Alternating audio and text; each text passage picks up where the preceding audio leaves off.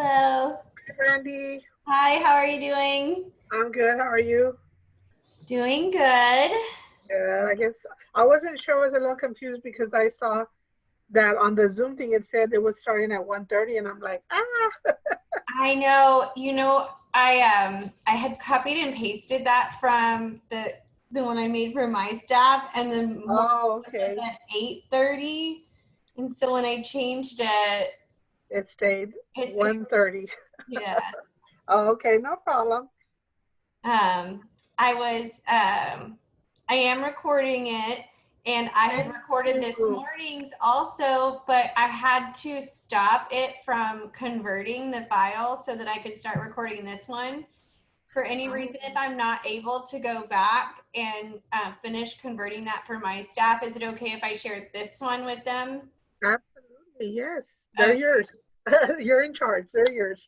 Okay, because I was like, I couldn't let it finish converting and record. So but I think I can go back and do that. But regardless, this one's recording too. So Thank you. Thank you. Thank you.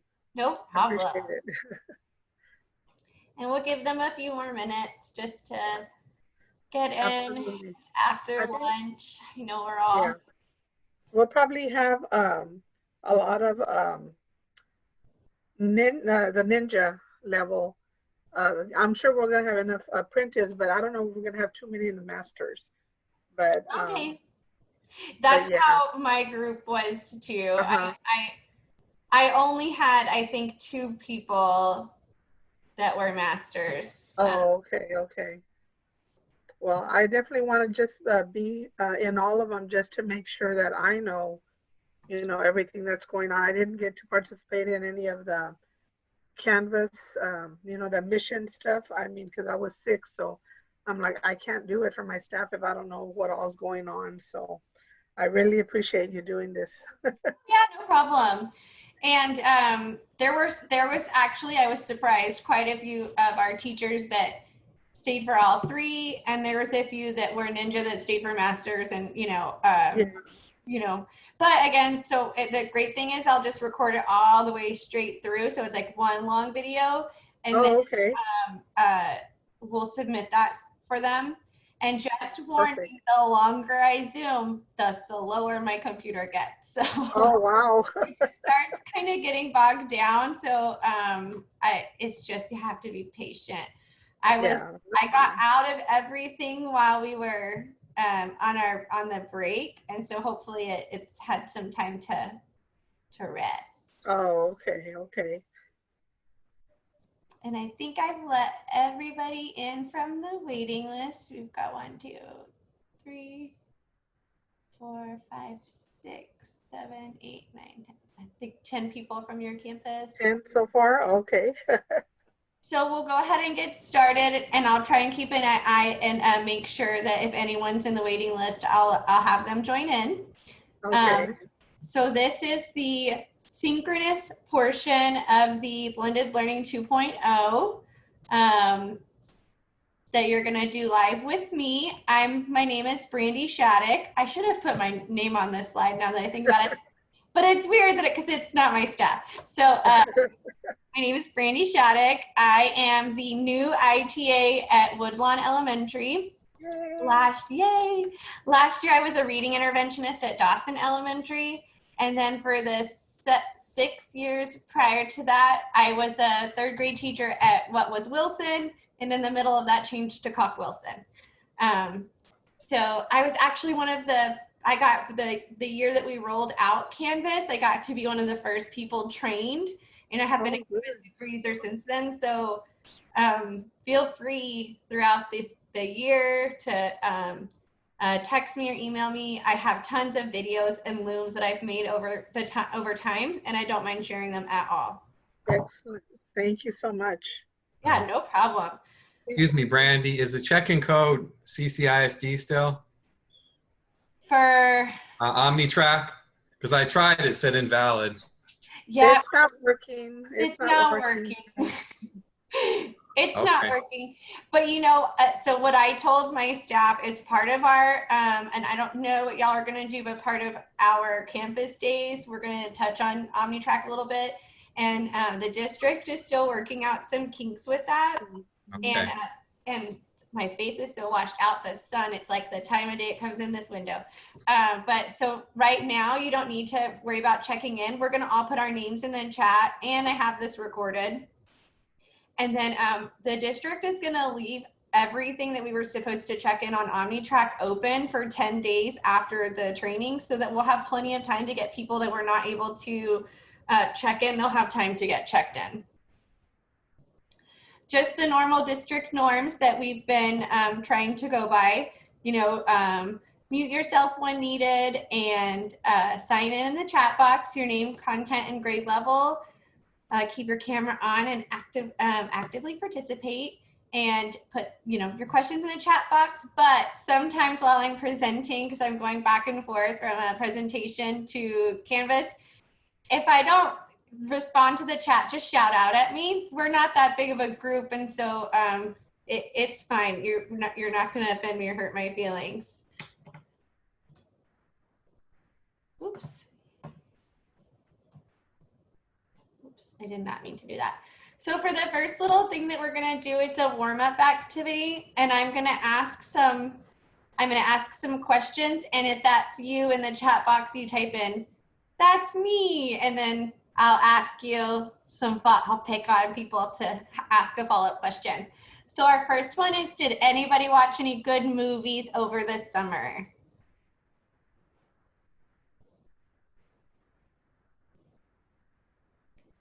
Okay, Erin, what did you watch?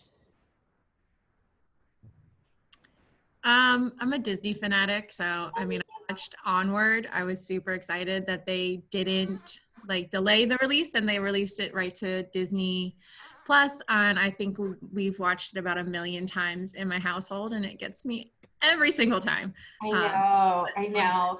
My sister, she's a senior this year. Oh, she was a senior at Vets. Now she's going off to college. But her boyfriend's father passed away when they were in elementary school, and there's 3 brothers, and they were going to watch it for the first time over here. And I said, Perry, you need to prepare him. Like, I cried, you just got to get him right. Cause that's a heart tugger, that Onward. We're Disney fans here too. That one was a pretty emotional movie. What about Chelsea? What did you watch? I watched a lot of old movies because I felt like there was. Hi! Yeah. I remember you. Yes. How are you doing? Good. Good. Okay, so tell me. I'm sorry, I didn't mean to interrupt. It's okay. I've just been watching a lot of old movies, like 90s movies, since nothing new is coming out. I know. Yeah, I'm guilty for binge watching shows that I've already watched. Like getting to watch the whole series. It's kind of fun that way. Okay. Did anybody read any good books?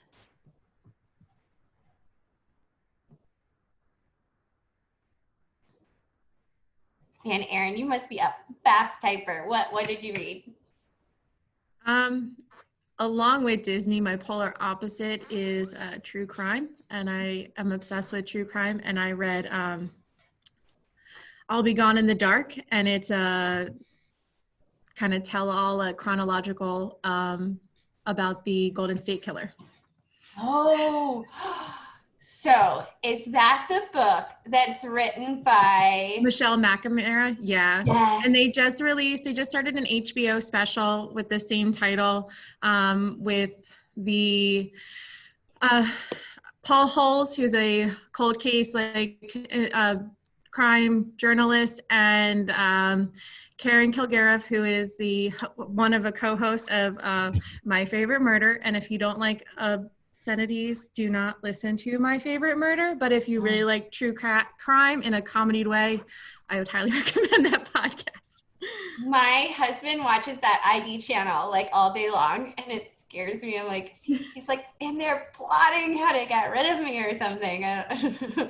But he's been so excited about that, and he won't read it. So what he wants is he wants me to read it and then tell him everything that happened. Well, if you get the Libby app, and you can get it's an audiobook audiobook for like public libraries and stuff like that. So you can use your library card to get free audiobooks. And I'm one of those people who like to listen and read it together. That's just kind of the learner I am. So like I listen to it too. Doubly scary though, listening to it. Oh, I bet. Well, Randy, I that's- just put a real quick chat on. There's some people I think in the waiting room because they're texting me. I think they're in now. I think Okay. they are. Perfect. Thank you. Okay. I just right as you said it, I let 3 people in. So I hope that was all of them. Okay. Perfect. There was somebody in one of my sessions earlier that had read 10 books. I was like, what? Wow. Oh, man, you must not have a baby at home because that's impossible. And then Erica, what did you read? So I'm in the middle of reading a book called 13 Things, or I don't know the exact title right this minute, but 13 Things That Mentally Strong People Don't Do.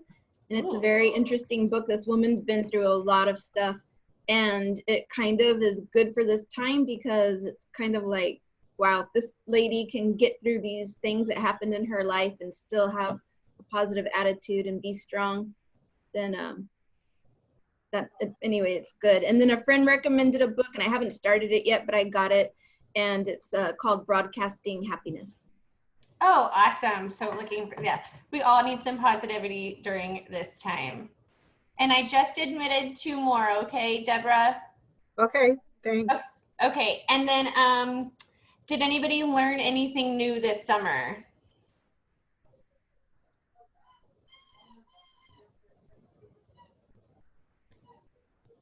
Nobody? You know what I learned this summer? That teaching my own son is hard. I don't know how people homeschool their children. I love mine. I love my son. And I was a reading intervention teacher last year. And he was in pre-K 4 last year, and I was getting him ready for kinder. And oh my goodness. And poor kinder teachers, I've never had more appreciation for you in my whole life than I did after teaching my son. Evelyn, what did you learn? I learned that trusting everything's gonna work out. Oh, right? Are we still trusting? We're like T-minus a week away, right? So I'm sure it will. I'm sure all will work out. Hopefully what we do today will make you feel better about that. Yeah. And then, you're right. And then our last question was, did anybody attend Tech to Teach? Does anyone want to share something that was like awesome they learned at Tech to Teach, or who their favorite presenter was? Feel free to chime in. I think all of my I went both days all day, and so I had 6 different presenters. They were all so good, everybody. I mean, to me, it's amazing the fact that most of them are teachers in the classroom. Just, I think one of them was an IT specialist, but it's just amazing, our teachers, how much they've learned and how well they share. Yeah. So I learned a lot of great things about Zoom and Canvas, and just way more than I knew already. So I mean, it's like I'm really glad that I attended. They were good sessions, a lot of good sessions. And it's kind of like how our kids learn better from each other sometimes. I think we learn better from each other than the IT specialists, just sometimes because we're kind of You're in the room, yeah, because they're in the together. class, right? Yeah. It was great. I really enjoyed it this year. Good. That's awesome. Okay, so this is the 2020-21 Canvas teacher checklist. The orange box, the apprentice box, is what we're all expected to do at the minimum. And I was telling the other group, it doesn't mean you don't get scared to go out there and try the stuff that's in Ninja and Master. Some of those things you might be doing also, but we just want to make sure that you can do, that you're very comfortable doing and using all of the features in the orange box. Y'all all did the survey already. And so this is how today is supposed, oh, there's someone in there. This is how today is supposed to work. So you guys are with me right now, and our session is an hour and a half. And then you're supposed to spend the rest of your time, it's a 3.5-hour training. You're supposed to spend your other 2 hours working through your blended learning course. And you may have already done that, so some of this will seem a little bit repetitive. Just know that 2 out of the 3 blended learning modules that you'll work through have differentiated submissions at the end. And so you can choose. You don't have to just do the apprentice one, but the apprentice one will be the easiest and the least time consuming. But you, like I said, you can feel free to do whichever one you want. I have a question about the online Sure. trainings. When I started doing them this morning already, when I clicked on some things, it told me that I didn't have access denied. So you have to be logged into your CCISD Google account. I was. That's what I was afraid you were going to say. And you're using Chrome? Yes, ma'am. Okay. So yesterday I had a teacher here, and we even had to, she was getting the same message, and we had to we Zoomed with Brandy Addison because that's who her representative was, and they couldn't fix it. And so we had to go through Canvas. So Okay. Here was the troubleshooting things that they gave us. You can start with these, and I heard it fix some people's problems. If your password has, if you've been prompted recently to change your password. I mean, I'm new to the district right now, so. Oh, so,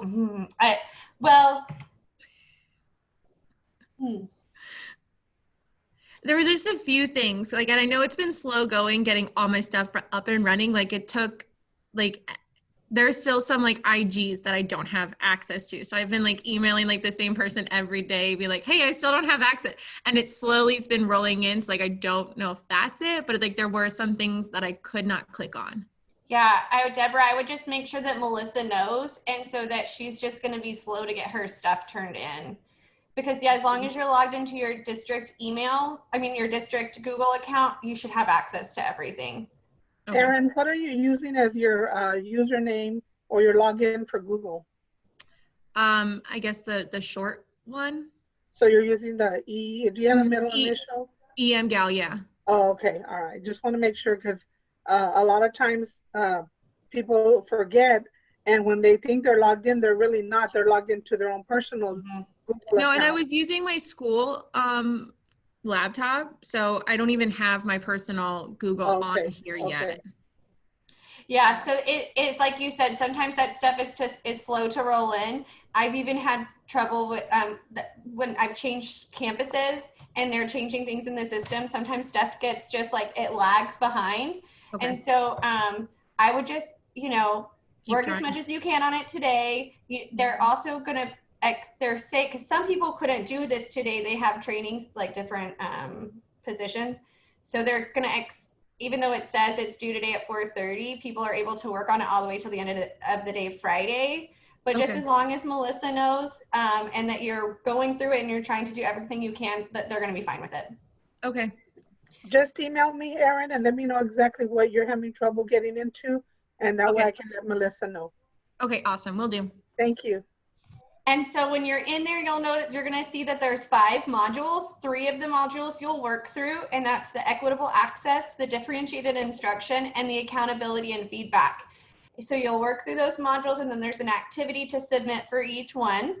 They've given you some really good examples. How you can use blended learning in your classroom. The last 2 modules we'll go over again at the end of the presentation, but those are resources for you, for parents and for students. Some things that are different about Canvas, if you haven't noticed yet from last year, is that in the past, once your course tiles went away, that was it. When your kids were off your roster, boom, it was gone. And if you hadn't sent it off to Commons, everything you worked on was gone. Not anymore. They're going to be at the bottom of your page when you click courses. When you're on your dashboard, at the very bottom, it'll say past enrollments. So for example, one of the things that we're going to do today is to get our syllabus all set up. And so if you already have a good bio of your teacher bio in one of your old courses, you can always go back and get that and copy and paste it. There's a new rich content editor, and it just has more options and more features. I want to point out the accessibility checker. It's right here. So when you'll see when we go in and start working. One of the reasons I wanted to point it out is because those Bitmoji classrooms are really popular this year, and they're fabulous. I love them. I think like I would have one if I had a classroom right now. But just make sure that you do the accessibility checker, because it's going to make sure that everything in there is accessible from all devices. And so you might get an error with those Bitmoji classrooms, and you just need to make sure that whatever you have linked in on that, maybe you have a place below that it's also linked where they can just click it straight. Because sometimes from a cell phone, they can't access those links on that embedded Google slide like you would from a computer. But that's why this accessibility checker is so important. Another new thing this year is the new analytics feature. This is how we are going to be tracking our students, keeping them accountable for their work. This is also how the district is going to be keeping us accountable for our work. And this is the data that we will send into TEA to show that our students are working the full time that they're supposed to be working. So when you go into your course and you click new analytics, some of the things that you're going to be able to see is the amount of time a student spent in the course. And then you can go to an activity. So this person right here, they got an 80 on this activity, and out of the time they spent in the course, only 13% of their time went to that. So if you have a student who's getting a 10 on an assignment, and you can see that, well, the quiz, that was 90% of their time, so they obviously 10 minutes or 10% is not enough time to have worked through the material, you'll know they're just click, click, click, click, click, and then they got to the assignment and then they turned it in, and that's why they failed it. So there's a lot of information that you can get from here. This is what it'll look like when you click on your weekly activity. So this is the average amount of time that each page was viewed. And below that, you can see it was the average participation. And once you start, once you have activity, you'll be able to see when you have like everyone's up here and then all of a sudden one student, you know, they're real low. So you could really quickly look at it and know what parents you need to contact. And this is a really good way for us to keep our students from falling, you know, slipping between the lines. Or sorry, this is my fourth one. I feel like I'm getting a little tongue-tied. And then you also will be able to see the average course grade. Oh, sorry. Okay, I'm sorry, let me go back to that one. You'll be able to see the whole average for your whole class on an activity. And so then, you know, if your average is 50%, it might be a reteach piece. So we're gonna get into the specific apprentice activities. So our goals for today are that we want to become proficient in navigating Canvas. We're going to customize our teacher information, and then we're going to create a few things in Canvas. We're going to create a module, a content page, and an activity. So let's get started. Canvas can be accessed from any school's homepage. So yours would be smith.ccisd.us. It's in the same exact spot for every campus in the district. So there should be no problem for our students to find it. One of the first things that we're gonna do is set our notifications. The district is, if you want to add additional notifications, that's fine. But these are the ones that at minimum need to be selected because they believe that this is how you're going to be the most successful. So I want to just go ahead and show you where to find all of those.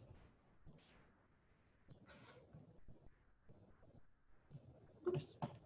So if you, I'm going to put like,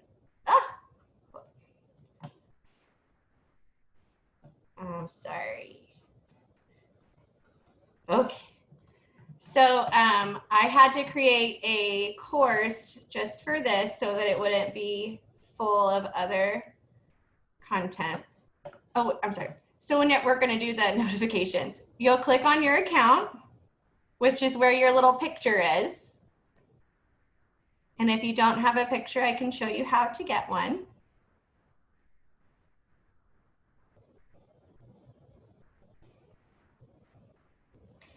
And then you're going to go to notifications.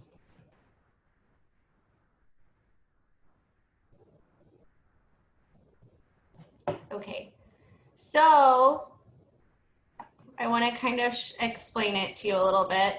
So some of you might have your, might have the app. So if you have the app, that's what this means, the push notifications. So you might want to match them to what we're going to put in the email. So we want to make sure that you have due dates checked. You want to make sure, and anything that I don't tell you, even if it has the calendar, you can go ahead and move it to the X unless you want to keep it. So the due date needs to be checked, announcements created by you, and then submission content. Those are for the course activities. Then if you'll scroll down to scheduling, they want you to have calendar checked. Can you slow down, please? Yes, sorry. I'll go back up to the top. Okay, thank you. So the first section that we're gonna go through is the course activities. So you'll wanna have the top one, due date. And then about 4 down, it's announcements. And then announcements created by you. Brandy, could I ask you a question real quick? Sure. Another training I was in, they, I don't remember with who, they told me, because I already had this done and I thought I was in the Ninja, I messed up, but I figured I'd hear this too. Oh, sorry. Another person had told me to check off course content, files, and some other stuff on there too. You're gonna get a lot of notifications if you have all of that checked. Okay. I used to have this one that I'll show you to uncheck or to make sure it's not. I used to have one that said administrative notification checked and I didn't realize it. And every time the district added a new staff member to Canvas, I would get an email. At first I was getting thousands of emails of all of these people. And Okay. I think that if we get too many, then we're going to miss out on the important stuff. Okay, great. I'm going to uncheck my course content and files then. Thank you. You're welcome. It's just that we're already getting so many emails, and I think that that's just, we don't want you to get bogged down. Okay, so we did due date, announcement created by you, and then towards the bottom of that section, submission content. You want that checked because that's going to let you know that your student submitted something. And then the next section, you scroll all the way down to where you see the large scheduling, and the only thing you need checked there is calendar. And then if you scroll all the way down to alerts, the only thing you need there is the global announcements. This top one is the one, especially if that's checked, you're gonna get crazy emails. The only one under alerts that you need is that global announcements. And so this is something you can kind of make your parents aware of too, because they like the students have a profile too where they can adjust theirs. Not that we need our students adjusting it, but maybe if the parents want to know how to adjust theirs. Okay, so, oh wait. Let me make sure. Okay, yeah, that was all of them. So let me go back to our presentation. Got that done. And now I'm gonna go over the global navigation, which is this dark blue bar on the edge of your Canvas course. And I'm just gonna kind of explain what happens when you click on the different ones or what you could find there. So this top one with your picture is where you could adjust your notifications. The dashboard is where you can see all of your courses, and it's also where on the right hand side when you click that is where you can see what your to-do list. So right now, for example, if you're in that blended learning course, you have activities that it says that you need to do right there. This can be viewed in the tile view, which is how it is standard, but you can also switch it to list view if you prefer. The courses is a way that it'll just pop out and then you can see all the courses you're in and then click. And also, oops, sorry. That's also where you can find your past enrollments. Our calendar it's a calendar, but you can customize it to be viewed by week, by month, or you could have it by agenda, which is a nice feature. The inbox, oh, sorry. Sorry to interrupt, but can you speak a little bit louder, because here at school they're testing our speaker system and they're playing music and different things and we can't hear you. I'm so sorry. If I sit closer like that, is it better? Okay, yeah, just remind me if I get like slack, but I'll try and keep up like this. Yeah, thank you. No problem. So your inbox is how you can email students, and students can email you. You can also send out messages for your parents. That's a really nice feature. Brandy, if you ever want to go find out more about that, because the choice boards, you can go back and click on it and see the recorded presentation. Brandy Addison has a really good one on campus communication tools, and that one was really beneficial for me to watch. So Commons is where you can download pre-made lessons, modules, pages, assignments, and quizzes. Here's my warning, and sure enough, in one of my presentations today, a girl stayed on and told me that this happened to her. Be careful when you're importing from Commons. Make sure that you select only what you want imported, because some people share their entire course. And that means when you import it in, all of their course settings, their syllabus, all of that is going to change to them, to their settings. I always recommend importing, when you import from Commons, to import into your sandbox. That way you can make sure it's okay, and then you can copy it over to the course that you're trying to get it to. This teacher, she had imported something from the social studies district-wide when she was doing that, and it changed everything to the CCISD's course tile settings. And so just be careful when you're importing from Commons. The backpack is like a shortcut to get to Rapid Identity. Our students, as well as you, have access to that. So you just click it and then click Rapid Identity and boom, you're there and you're logged in. So if they need to access their textbooks or anything like that, it's right there. The curriculum is obviously found under our little CCISD logo. And then the help. Don't forget that the help features include, they have, things that you can search, but also CCISD pays to have that 24-hour access to a chat person.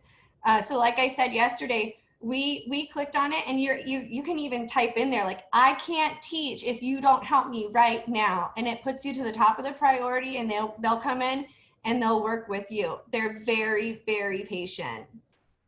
This little arrow down here, this just makes it to where you can kind of like make that smaller if it's bugging you, so you can kind of get it out of the way, or you can have it open.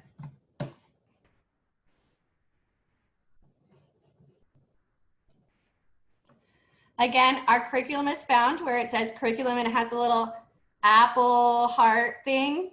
And then the help. If you can't get help from Canvas, you have your IT specialist, which is Melissa. You have an IT chairperson on campus, And then you also have your Canvas Super Unit trainer, which is Deborah. And then feel free, me too. I mean, you can reach out anytime. So like I said, the dashboard has a little bit of a new look. You're gonna see that at the top are your published courses, and then you have unpublished courses, and then at the very bottom, you'll have past enrollments. We need to make sure that all of our courses are published, even citizenship, and that, so if you're departmentalized, you know, you'll have that subject, and then you're gonna have citizenship and one other one, I think, maybe. But if you're self-contained, you're gonna have, you know, a thing for each course.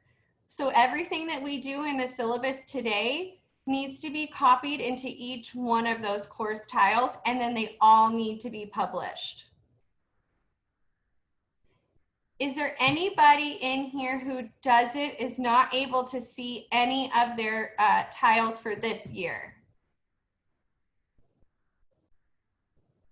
Good.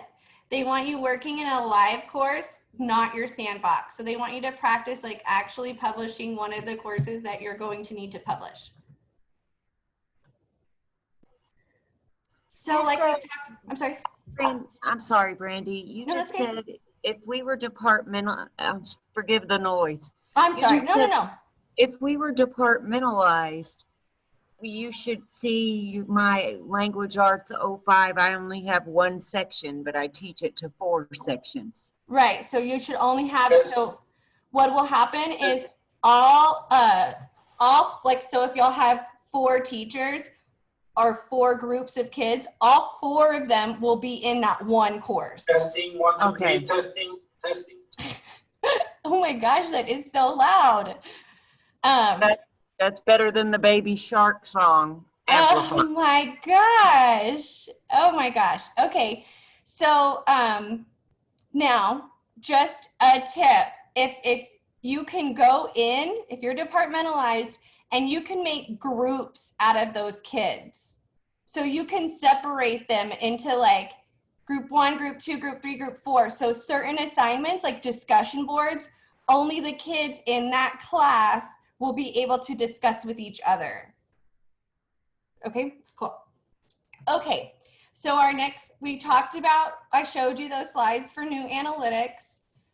This is where it grades for you. It checks students' progress within the course, and it shows you how much time they spend on each assignment, as well as in the course throughout the week. You can view this by course, by sections, or groups. Like we were saying, you can make those student groups, or you can look at it by individual student. Can I just say something real quick? Sure. Just to clarify in case anybody thought of this. The grades that you're getting on your assignments, that's, you know, that's different than you'll get the grade, and if you want to use that as a grade, that's what you're going to put into your Teacher Access Center. It's Right. not take over your report card or your grade book or anything like that. Okay, it's just actually grading the assignment for you. So that's a good thing. Yeah, and so that's one thing that the other group, what we discussed is, and we're gonna do that here. So you don't hesitate to say something is graded, even though it's really not. Because we can say that it's graded and say that they get complete or not complete.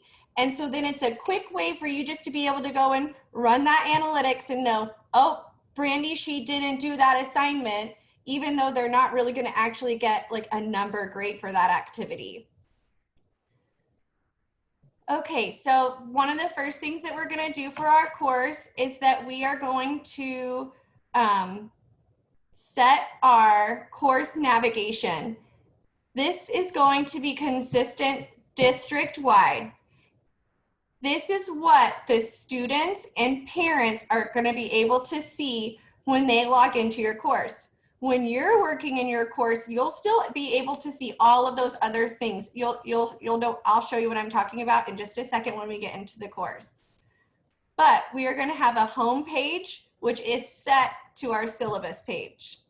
We're going to have our syllabus page, which is going to have a teacher photo and or video, name, email, school phone number, and don't worry about writing this down. We're like going to go over it, and I'm going to share this presentation with you. Your conference time, a teacher biography, and a course description. Now, in the past, you probably were familiar when we had, especially before they changed the district website, we all had like a teacher website where parents could go to directory and then click your name, and then you had your little, website or profile. The syllabus for your tile is now going to be that web page.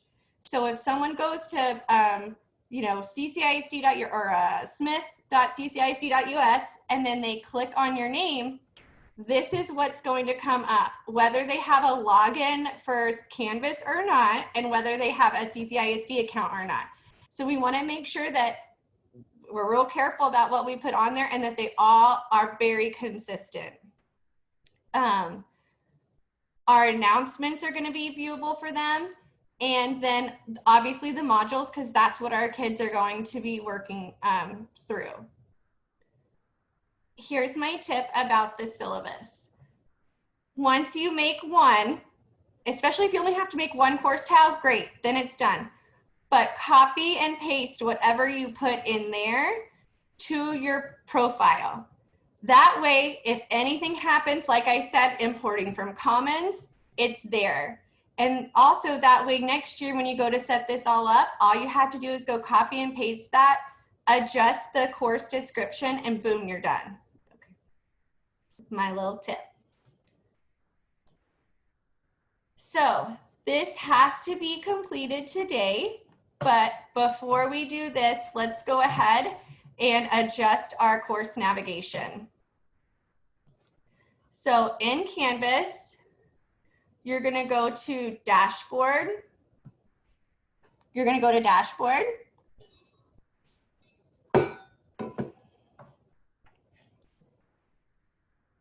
And you're going to click on one of your active courses. I don't have an active course because I don't have students, so I had to make a fake one, but yours will be real.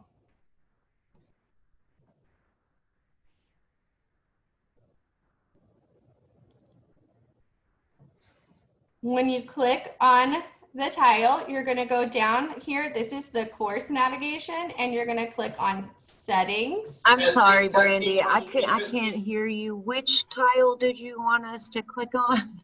Just one of your live tiles. So one of the courses that you'll have students actually working through. And then from the main screen, you scroll all the way down and you right here and you click on settings. I'm gonna sit.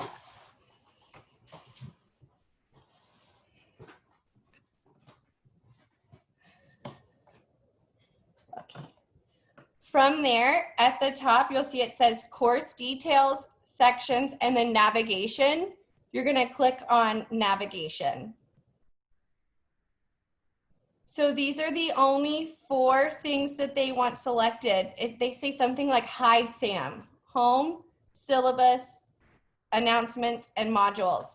So if you have other things in there, for example, if mine looked like that, all you do is hover over the thing you don't want anymore and you drag it below where it says drag items.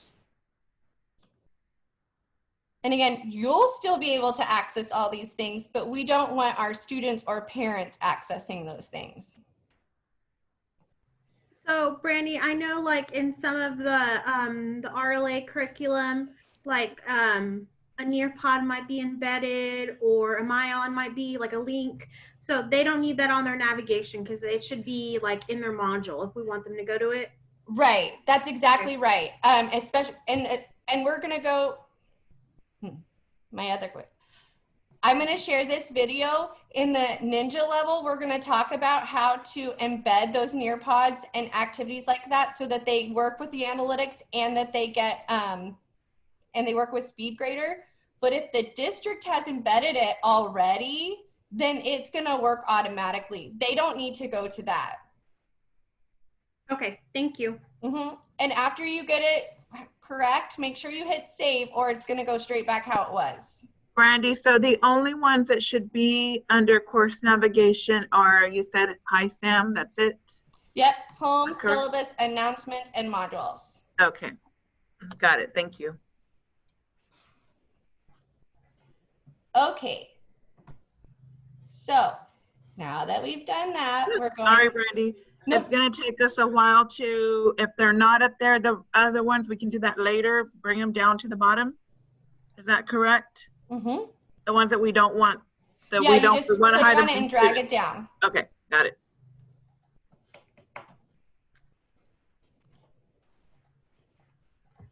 Okay, so now we're gonna set our syllabus as our home page and edit our syllabus. So the first thing you're gonna do is click home.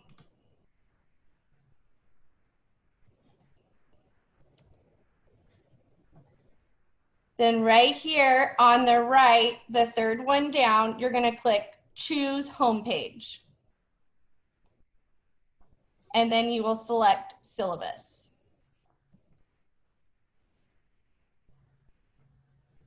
Now, Andy, yes. should we be doing this like in real time as you're doing it, or you're showing us and then you're gonna stop I us would do it in time? real time with me. I can do it again Okay. if you want me to.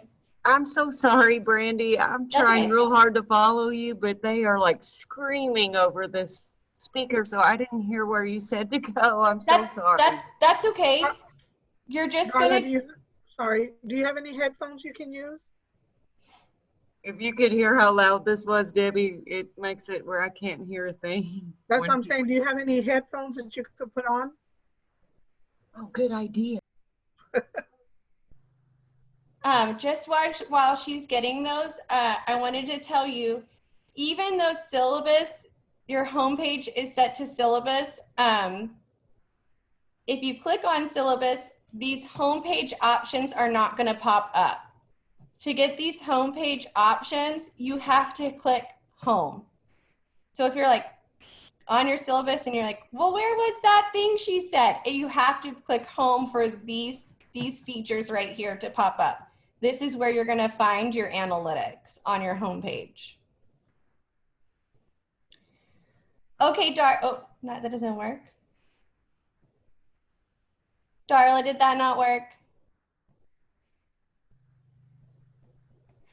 Well, I can tell you again.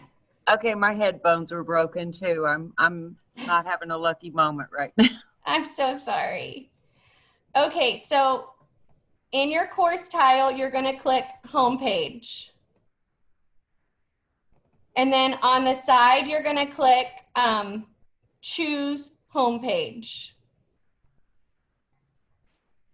And then from there, you're going to select. Wait, I was still in my syllabus, right? And that, so when you hit choose homepage, you're going to select syllabus. And then hit save. I'm so sorry. I'm in the syllabus right now? If you did that correctly, then yes, your syllabus would pop up. That's where you would be right now. Okay. Yeah, I did my syllabus already. Okay, thank you. Oh, okay, good. So that's what we're going to do right now is we're going to click edit. And this is where we're going to put our these items, our teacher photo, our teacher name, room number, school phone number, and I'm going to put all of these back up in a second, but I wanted to show you some examples first. I'm sorry, to go back to the syllabus, because I was still like adjusting the oh yeah, the things to leave on there, and then I got lost after that, and I think I'm still on my course. Yeah. And then okay, so the only thing we did was we clicked home, Yeah, I did that in syllabus, but Oh. I'm still on my course. Is that Yeah, that's where you're supposed to be. right? Okay. Okay. Yeah, we're And it gonna doesn't work matter on our whichever. syllabus. Okay.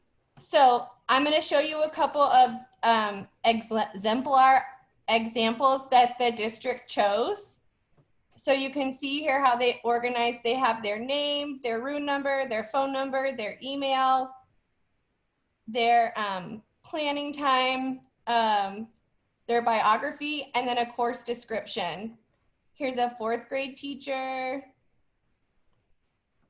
Here's another teacher, an Algebra 1 teacher, and she even put, oops, sorry.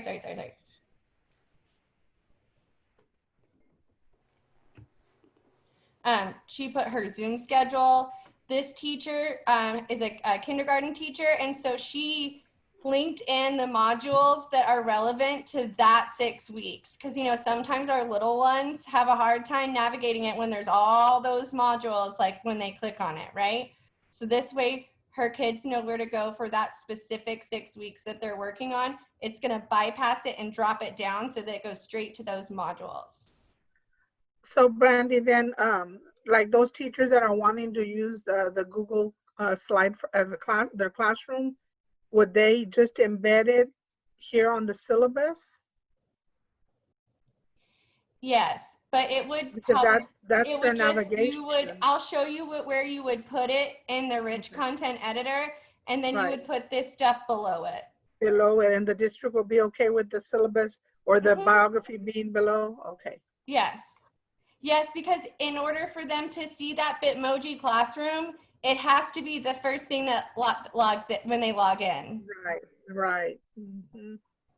Thank you.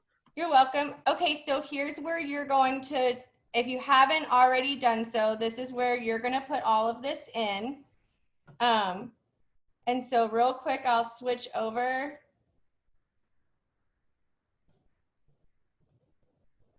So you would embed your, this is how you would embed that slide to have your Bitmoji classroom. And then you would hit OK. And then that embed information is going to be right here at the top. And then right below it is where you would start putting all this other information. If you wanted to record a video, so that was the first thing your students saw, you would use this. You just click it and you hit record. I tried this earlier and Zoom, it like slowed my computer down so much, I'm not going to do it.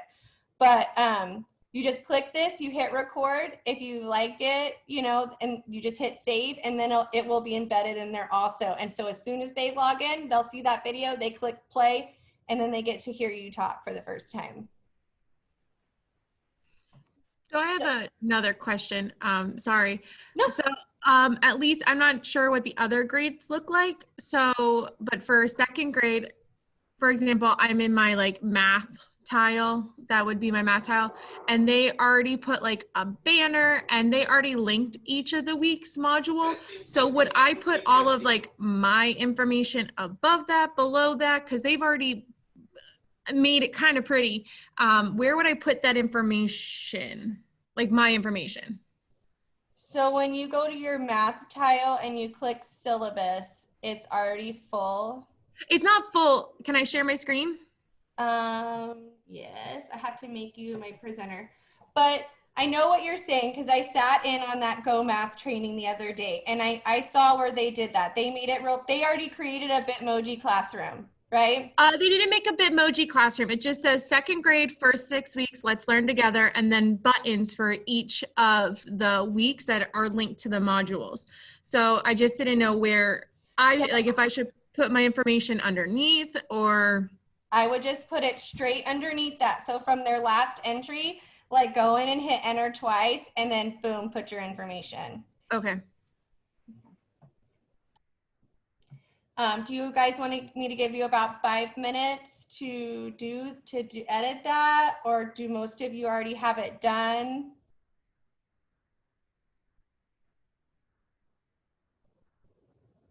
How about I give you 5 minutes? And so we'll say at 1:58, I'll go on to the next thing. So if you already have it done and you need to take a break, go for it. If not, I'll give you that 5 minutes to work on your syllabus, and then we'll keep going. I'll stay here to answer any questions.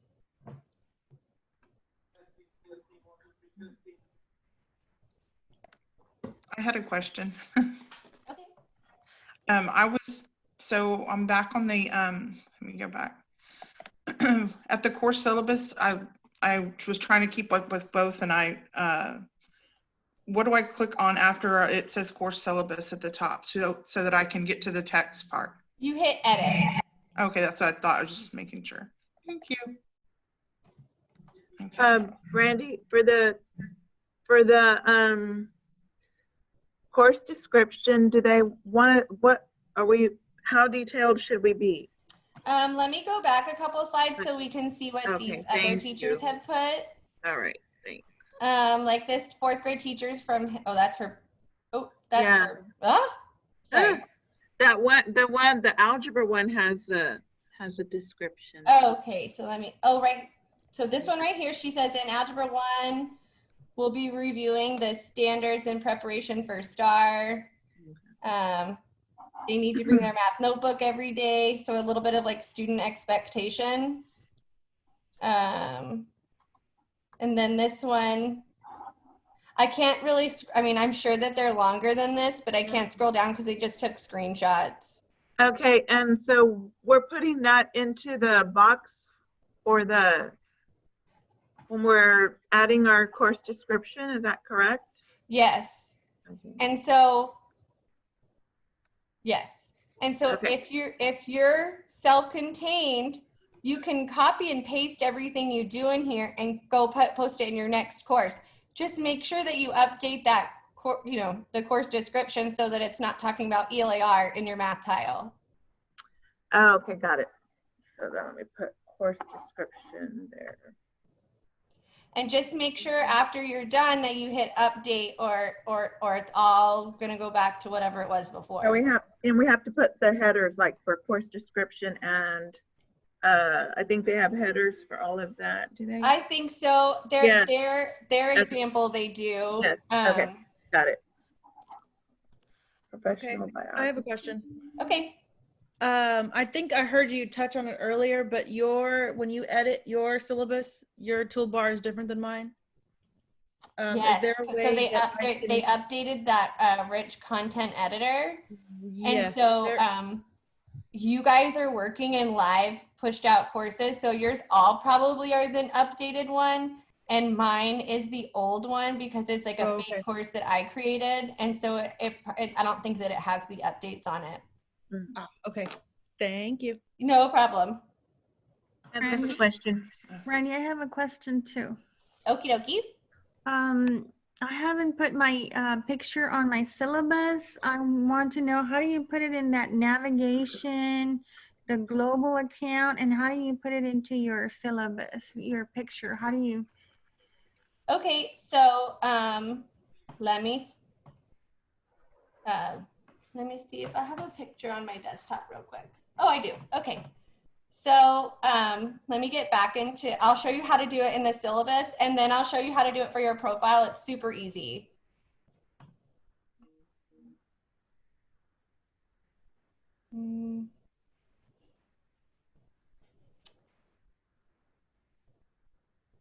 So for your, I'm trying to think the best way to do it. So for your image, this is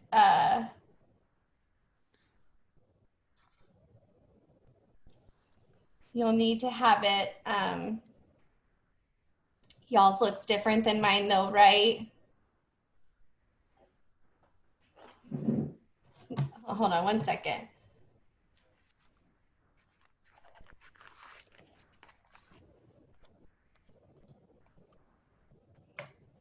Oh.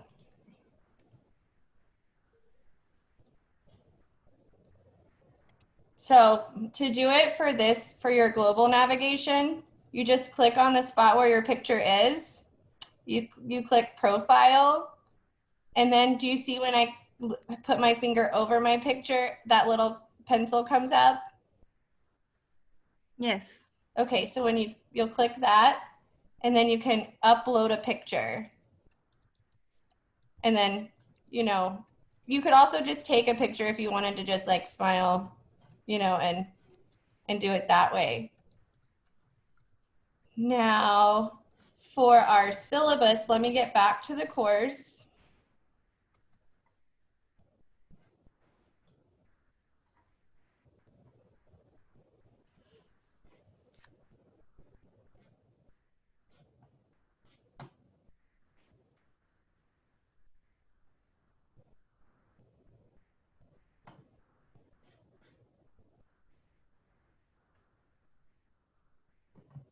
I'm sorry, it's just starting to lag.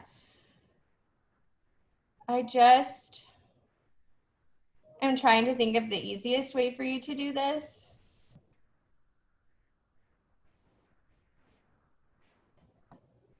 So I honestly think that when I did mine, I just copied and pasted it. Let me see if that's gonna work. Mm-mm. Can I come back to you on that? Okay, thank you. I'm sorry.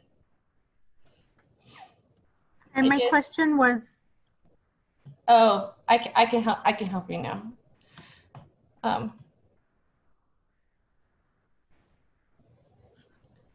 So everything that you do, once you've added anything to Canvas, so if you go in, once you put that profile picture, like I told you in your global navigation, then you can just select it. You'll go to, instead of when you first come on, it says this URL and you type it in, or you can click Canvas and then My Files, Profile Picture, and then your profile. Any other photos that you're gonna want, any other pictures that you're gonna want in there, you're gonna need to put them in your Google Drive, because then you're gonna have to go get the URL and then embed it. Do you want me to show you how to do that real quick? I'm not sure if where everybody is at the moment. I don't want to be taking up the time. So if everybody What wants we can do is we can keep going, and then after, whenever we get to the end, if there's extra time, then I can do that. And I can always make a Loom video real quick of showing you how to do that too. Okay, that will work. Thank you. No problem. I'm gonna write your name. Hold on 1 second, just in case we run out of time. And then embed. Okay. Okay, so we're gonna keep going. So hopefully everyone at least has their syllabus started. And we're gonna update syllabus. And remember, that's our course, you know, homepage, and also the school website class page. And we wanna make sure that right here up at the top, it says published. And as soon as your syllabus, even if you have a lot of work to do in your course, as soon as your syllabus is ready to go, they want you to publish your courses.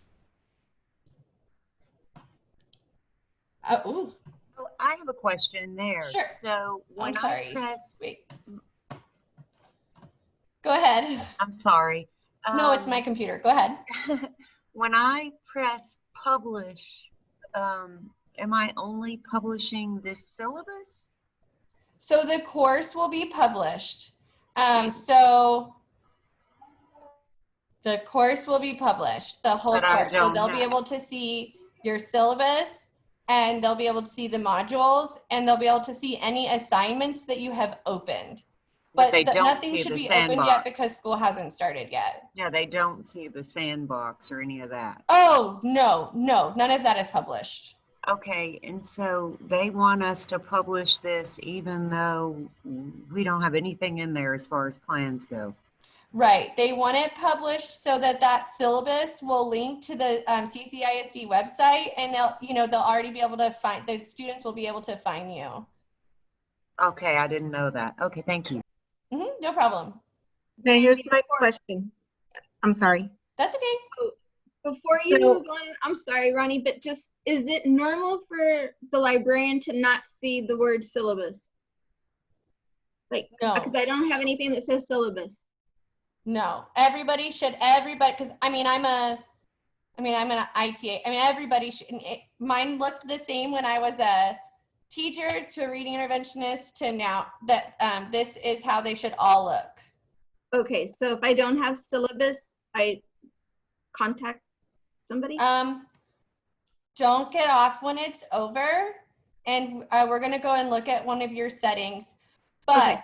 last year, as an IT chair, I had a teacher that in her global navigation, she didn't have the Apple, and it was a fluke with her when her account was created. So we're Okay. gonna check one thing, and if not, we just need to email Melissa. Okay, yes, ma'am, thank you. And there was one more question, I think, before I go on, right? Yes, you were talking about publishing. In my tile, in my course for math, everything is checked published. I need to uncheck all of those, correct? No, you can go ahead and have it published. Every The single only thing item that in we there don't is ever checked. publish is our lesson plans. Right, but for example, the first grading period has already been established for us. Every item in that module is already checked published. I was under the impression that you only published it as you were pushing it out to the students. Oh, yeah, I'm sorry. So yeah, I'm sorry. Yes. So You don't uncheck want everything. all 6 weeks worth of work available for them all right out the gate because Okay. they'll get confused. I'm sorry. Because- Yeah, okay, yes, you're Because right. it was already checked all the way down and I thought, that's not right, is it? Yeah. So yeah, we don't want to overwhelm them like that. We just need to make sure that when we do go back and I mean, I would publish 6 weeks at a time because it's not like they're not going to go forward, and we want to keep everything published for at least 14 days after whatever the week or whatever that week was, because if students get sick or anything like that happens, they need to have 2 weeks time to be able to go back and still access those materials. Okay, so I'm just being 100% sure when I press publish on my reading course syllabus, now my reading course is published. As long as yes. Oh, I thought I had heard in another training that we weren't to publish anything yet. I feel like I'm doing something bad now. So they were telling you guys that because we were in district wide and we were taking all these technology choice boards, but today is the day. We're ready. We're gonna start publishing today. Okay? You guys are so cautious. It's like the people who are afraid to click in Canvas. I'm always like, just keep clicking, it'll be okay. Don't worry, you won't mess anything up. So now we're gonna get started creating our own modules in Canvas. So I know you're saying that y'all already have some stuff that was pushed out by the district, but we're gonna create our own. We're gonna create a module. So I watched a training at Tech to Teach that was by Elise Barrows, and I love her. She was an inspiration to me. I got to field base at Webb when she was section leader in kinder, and they explained it so good. I was like, man, I wish I had thought about that years ago. So she said that Canvas is like your filing cabinet in your classroom. And then your modules are like the file you have for each week. And then the pages and the assignments and the activities that you put in that module are like the worksheets that you would give to your kids to do. So I don't know why that analogy just made so much sense to me. So as we're working through this, kind of think of that, right? So we're gonna make our module, which is our file that we're gonna put everything we're gonna do this week in there. Okay, does that make sense? Okay, so we're gonna create a module, we're gonna create a content page, and we're gonna create an assignment. If we have time, we'll import something from Commons, but it's not our priority. That's just if we have extra time. And then we're gonna talk about modules, locking and unlocking them, and publishing and unpublishing them, okay? Because you may already want them all published. So like how we said for the 6 weeks, You may want the whole 6 weeks published so that you know that you're in the clear and ready to go. But if you don't want them to work ahead, you can lock it so they can't access that module until either a date you set or you go in there and manually unlock it. So that would be a way to control them from like going forward. Can y'all still hear me? Okay. My dog is snoring, I'm sorry. You're doing great, Brandy, thank you. Okay, yeah, good. Okay, so here's the fun part. This is our hands-on practice. So we're all in different content areas and we're all different grade levels. So I'm just gonna have you create something very general, something that I was thinking kind of like what a teacher would do as like an icebreaker day, just a welcome back day. So the last place we were was here under our syllabus. So now we're gonna go down to modules.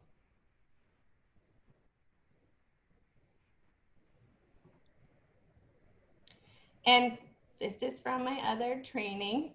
We're gonna make the same exact one. So let me delete it so it's not distracting. I should have done it before because my computer's starting to slow down. So we're gonna start brand new. So we're gonna put plus module. And so this is gonna be our file for our getting started or getting to know me lesson that we're creating.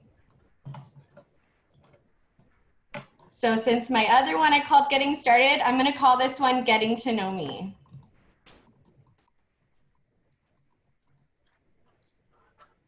And then if you wanted to make a prerequisite or lock it, you could do that here, but we're not gonna worry about that right now because we're ready for this. We want this to be available the first week of school. So we're gonna click add module.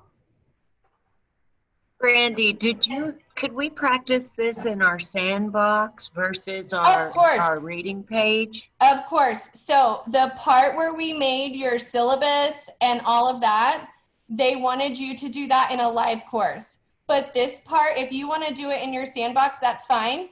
And if you're doing it in your real course and you don't like it, next to the module name, if you click these 3 dots, you just click delete and it'll go away.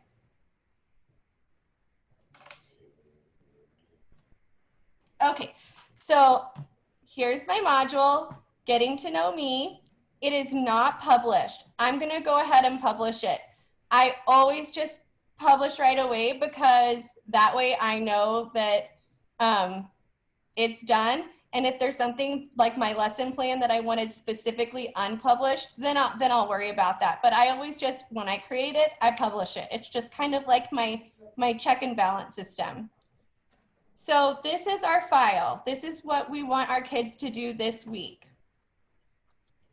So I need to start adding activities. So I'm gonna add a page where my kids can read the instructions for today and know what I expect. So not at the top where it says module, but in your module, there's the gray button. You're gonna hit the plus sign. And the first thing that we're gonna do is a page. And then you're gonna click new page, and then you're gonna name it. And so I'm gonna name this Getting to Know the Teacher. I already did that.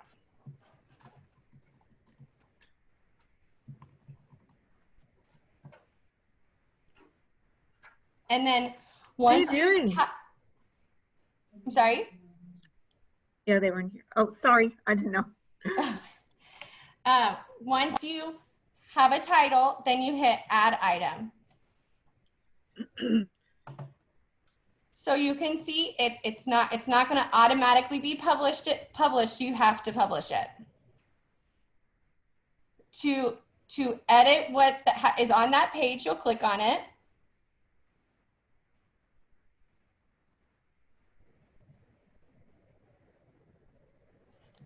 And you're going to click edit. Canvas is so repetitive. It's just like how when we edited our syllabus. the pages, the quizzes, the assignment, everything is the same. You're always gonna add it, publish it, and then edit it.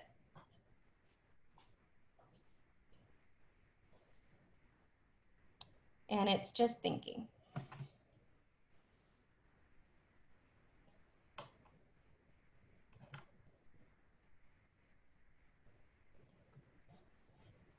Your rich content your editor might have already opened, mine hasn't. But so here's where you could type something like, hi, I'm Mrs. Shattuck, I'm so excited you're in my class.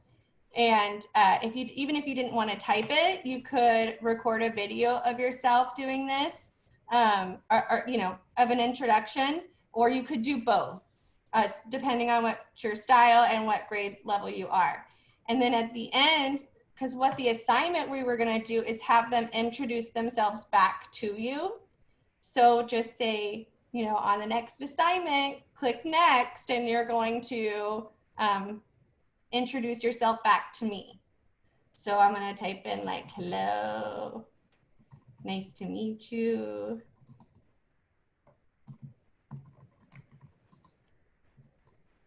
Now, since this is just a page, not an assignment, I don't have to worry about anything else. I can add it to my student to-do list. So when they come on, when they first sign on to their syllabus page, there's a little to-do list of things that they're supposed to take care of. The only things that are going to show up are assignments. But if you wanted to make sure that they were going to view this first, you could click add to student to-dos, and then you would pick the date that you want them to do it on. Unlike an assignment, you're not going to pick a range because it's going to be there. But what is the day that you want them to really look at it? Well, for this, it would be August 13th because that's the first day of school.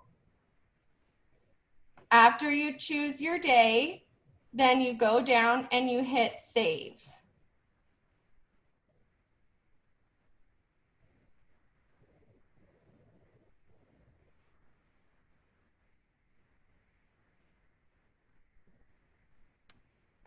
It's just so slow, I'm sorry. And then you'll know that you did it right because whatever you did is always gonna come back up, and it should be exactly how you typed it in. And you should make sure that you can see your big publish button right here. So now we have our module. Now what we're going to do is we're going to, just so slow. We already created a page. So now we're going to create an assignment, and I'm going to show you two options here. So here, I'm back at my module. I'm going to hit the plus button.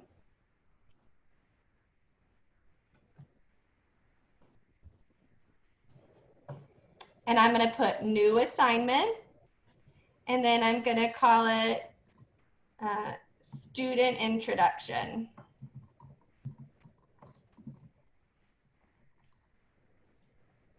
And then you'll hit add item. Of course, it's unpublished. And I'm going to click on the title to open it up.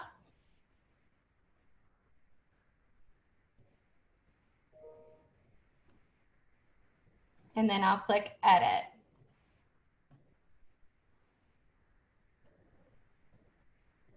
Deborah, your people are like early. They're eager beavers. They're ready to come in. So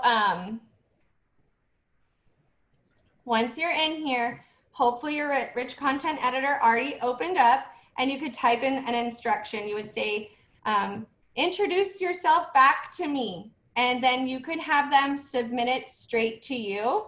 Or we could also make this a group discussion. You could say, introduce yourself to me and to two other students. So because we're getting short on time, I'm going to show you how you would do both kind of simultaneously, okay?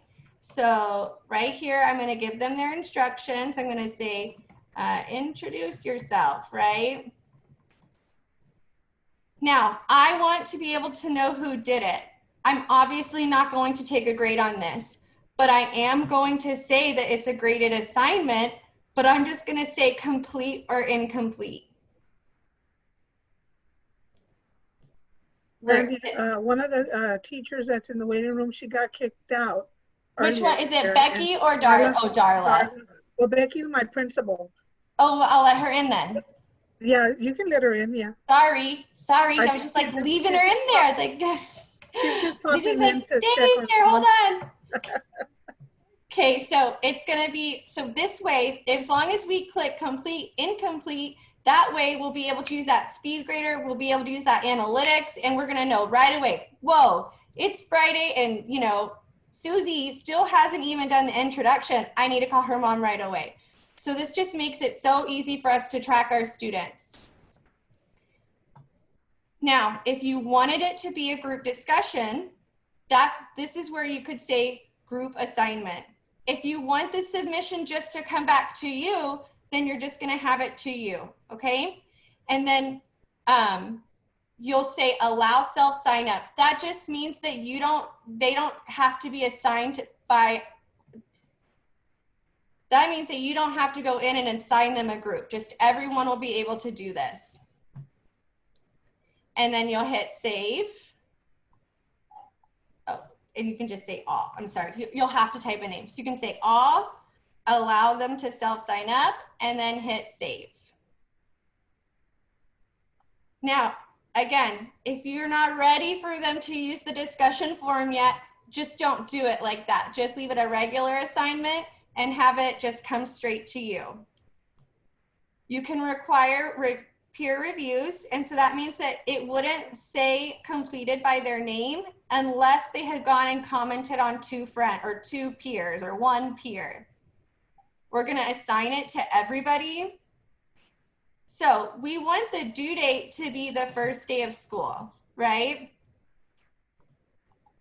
I always like to open things at the beginning of the week, but first day of school being a Thursday, we'll go ahead and just make it the day before so it's in there and it's ready to go. And then we're gonna make sure that whatever we set our due date, that we're gonna leave the assignment open for 14 days. So if I said the 13th, that means I'm not gonna close it till the 27th. So that way, if for any reason anybody needs to go back and make this up, 14 days is a reasonable amount of time. And then we're gonna hit save.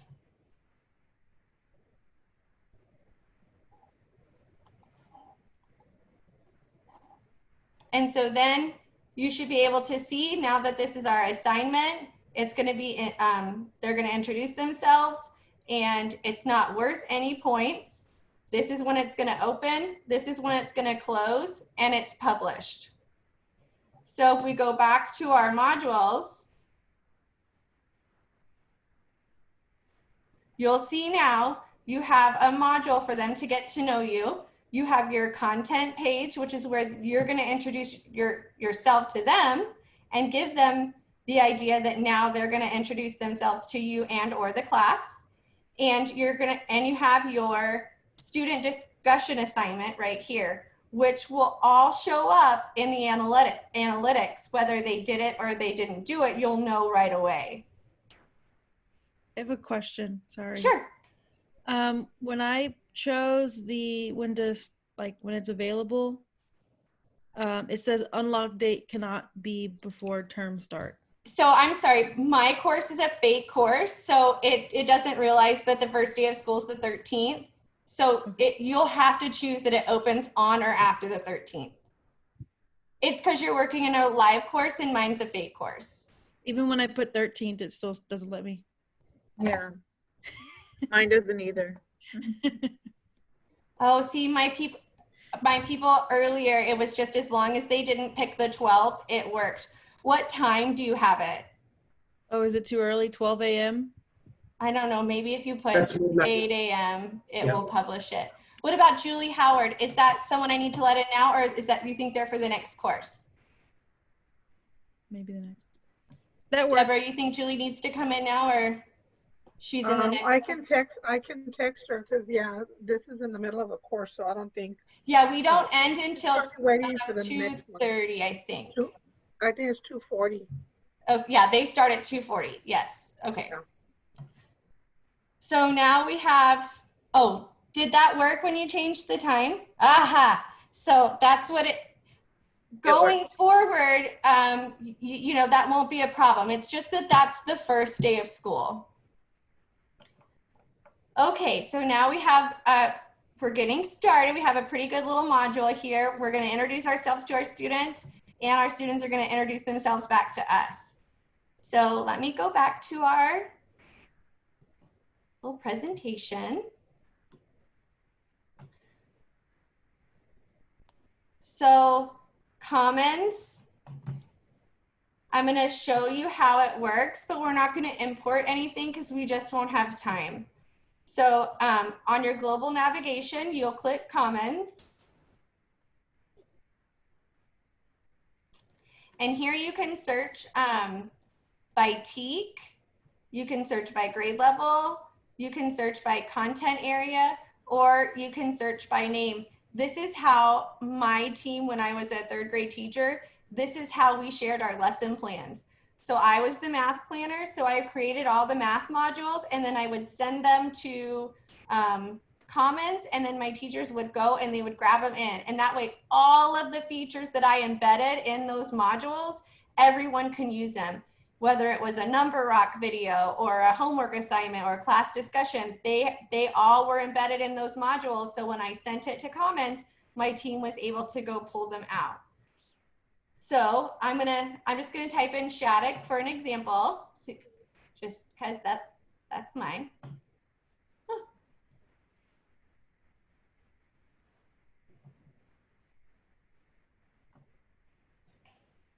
And then when you can see the difference. Here's what I was talking about, being very careful. If you imported one of these ones, it's gonna change everything that we've done. It's gonna get rid of your syllabus. It's gonna change your settings to whatever this guy, Scott Handock, thinks is the way it should be. However, if it just says module, you're just gonna add that module to your course. So just be careful what you're doing, like pay attention to what you're clicking. Now you'll see here, it does have a download feature, but it downloads it to a way that only Canvas can recognize it. So you would have to like download it and then upload it, and it changes the name. It makes it really confusing. I don't recommend that. But if you're nervous about importing, once you click on something and you want to import it, you get to choose where it goes. So if you're like, I don't know, seems sketchy, import it to your sandbox. And that way you can make sure that,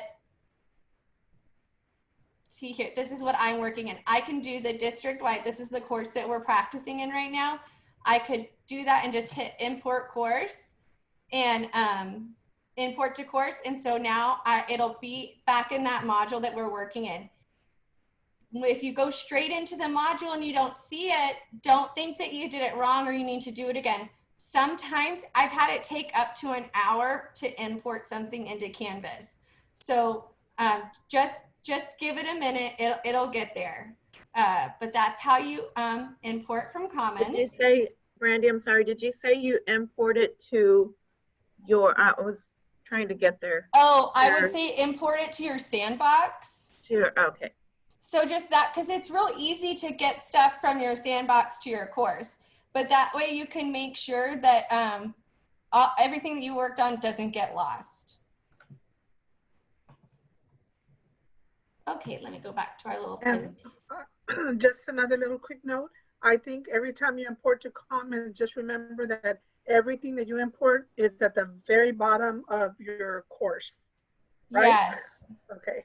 So especially, I know that last year, the instructional coaches had pushed out so that all of the modules for the weeks were there.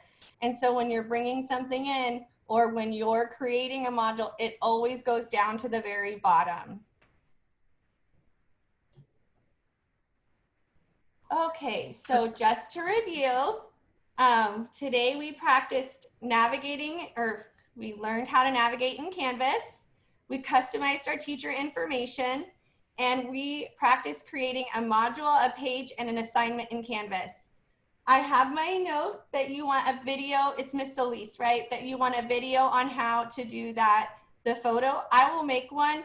I probably won't make it today. I have it right here on my to-do list for all the things my teachers want, and I will email it to you tomorrow. Thank you. You're welcome. So the last thing you need to do for me is in the chat box, if you will type in 2 things that you want to implement this year to improve your instruction with your students. While y'all are typing those, I want to remind you that there are 3 modules that you're going to work through in that Blended Learning 2.0 course. The last 2 modules are resources for your parents and for your students. These are helpful tips from the technology department that they feel would be beneficial. So you guys can link these in to your courses. You guys could also post these to your campus website. And I know that our IT chair also posted some of these videos and these little less helpful directions on our Facebook page. So those are all going to be in that Blended Learning 2.0 course, and that course is going to be available all year. So it's not like it's going to go away, so you'll have access to this all year. Okay, Brandy, do you suggest we stay for the next course, or is this like, if we're comfortable with this, should we just continue working on it? What do you suggest? So in the second course, we're going to practice some Nearpod stuff. We're going to create Nearpod activities in Google Slides, and then we're going to embed them into our Canvas course so that it works with the SpeedGrader and the new analytics. All right. So okay, thank you so much. Just the very beginning is the same, but they won't do any of this stuff, like the syllabus or the modules. So it's really up to you. Now I am recording this. It's going to be one long recording that goes all the way straight through, and then I'm going to email it to Deborah. Okay. Thank you so much. That probably also won't be today because I was trying to do that for my campus this morning, and it's a long video, so it's going to take it a long time to process. So I will send that out first thing in the morning also. I appreciate it. It was very helpful. Thank you so much. And this presentation, I'm going to include that also. So you'll have these notes, okay? Okay. Got it. Thank you so much. Yeah, no problem. And I'm just going to keep this on. So if you decide that you want to stay, but you want to take a break, you know, you could feel free to just stay, or, you know, can turn off your camera or whatever you want to do. But at 2:40, we'll start with the second half, or the Ninja portion. Okay. Can I ask you another question real quick? Sure, I'm here. I'm not going anywhere. Okay, great. So when we're doing when we're making our plans, like you said, we would just be making it like in a module, correct? Right. Our lesson plans. Then we would send that to Commons. So like if you wanted to share it with your team, yes, that's exactly how we did it. I went through, I presented at Tech to Teach, not this year, but last year, on kind of doing it like an assembly line. I went in and I made all my modules and I named them week 1.1 or 3. Whatever the grading period weeks are. Okay, and so then I went in and so then I kind of knew there were some things for math that we do every week. So I could just go drag and drop that stuff in there. It made my life so much easier to be able to kind of even just do it at 6 weeks at a time. And then, you know, one module for every week. And then if you're going to do it like that for your team, when we went and we added a page, I would put the lesson plan there, but click unpublish. So your teachers will get that page, get your lesson plan notes, and be able to see them, but the students and parents won't be able to. Oh, okay, got it. Okay. If you want to see what it looks like, you can import one of those modules from Commons that my name is on to Yeah. your sandbox, and then you can kind of see how we set that up to ensure that Okay. they weren't seeing the plans, but they were getting all of the course content. Would you know why my sandbox is not inside my, when I import, why is my sandbox not in there? Would you know why? Did you create your sandbox like a long time ago when they first created? Yeah. Okay. When- So when I was practicing this training for you guys, it kept it would not allow me to make assignments because back when I created my sandbox, I told it that the course was from this date to this date, which was like that year. Well, so in order to practice in it again, I had to go back to settings. I can show you. Okay, so go back to my settings. Yeah, so you go back to your settings.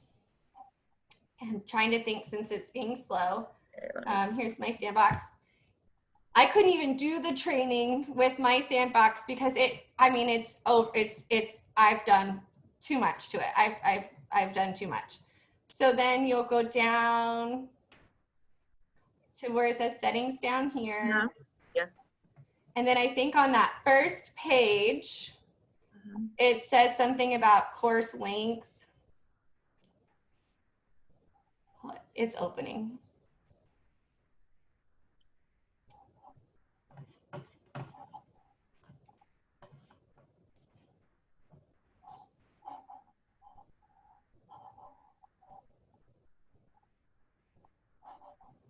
Oh, so see right here.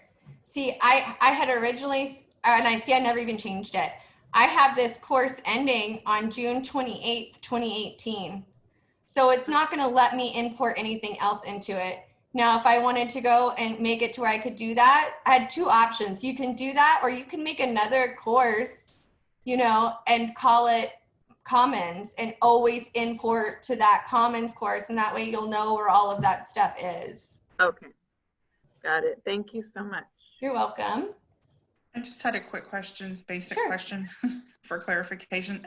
All the stuff that's for our syllabus, you need it done today, like on there today? Is that what you were Yes, saying? that was part of the thing. They want at least that done, and then they want your courses published, and then you'll complete the activities in that blended learning course in Canvas. Okay, yeah, that's what I was gonna say because I needed to finish the rest of the blended learning. And so is there a specific time that this has to be done, the syllabus, just today? Originally, they said today at 4:30, but then I was told that because some of the, like, for example, the reading interventionist and some other, I think the art and music teacher, I can't remember all of them, but they had other trainings they had to do today. So they said Friday at 4:30 would be okay. Okay, because some of the other teachers and my team were working on something else for Canvas too, but. Oh, I bet. Oh yeah. Yeah. And that was kind of the pitfall of doing it in the afternoon, so because then you would have had the morning. But like I said, they're going to give you all that time. I mean, it's a teacher work day, but Yes, just as that's long what as it's done by Friday. Okay, well, thank you so much. You're welcome.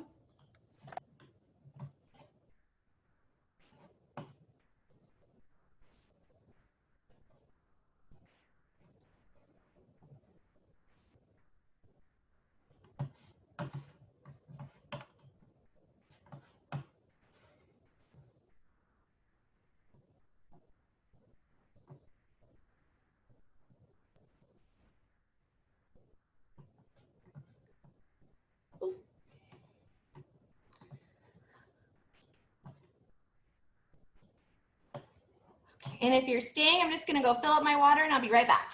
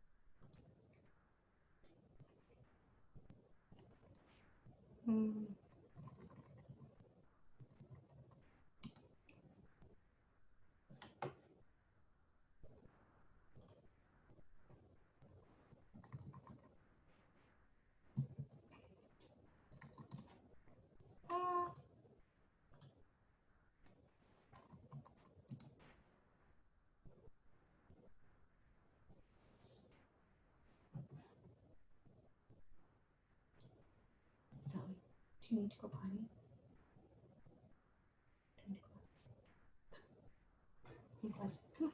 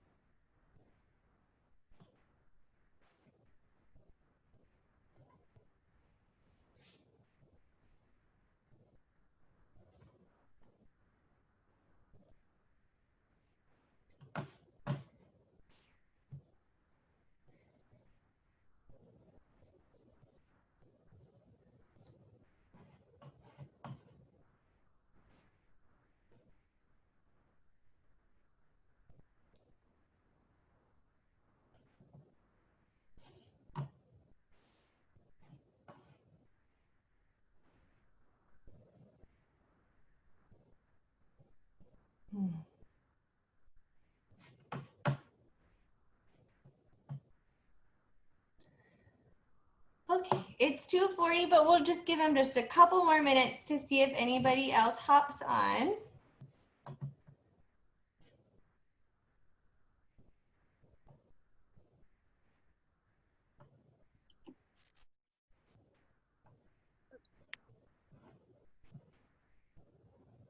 Oh. Hold on one second, get you guys situated. My screen here. Okay.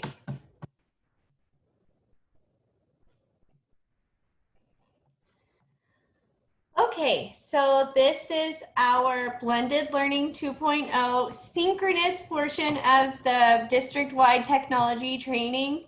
The asynchronous part will be the blended learning course that you work through on your own. My people from my first session, just be patient. It's going to be a little, but just for the first like 5 minutes, repetitive.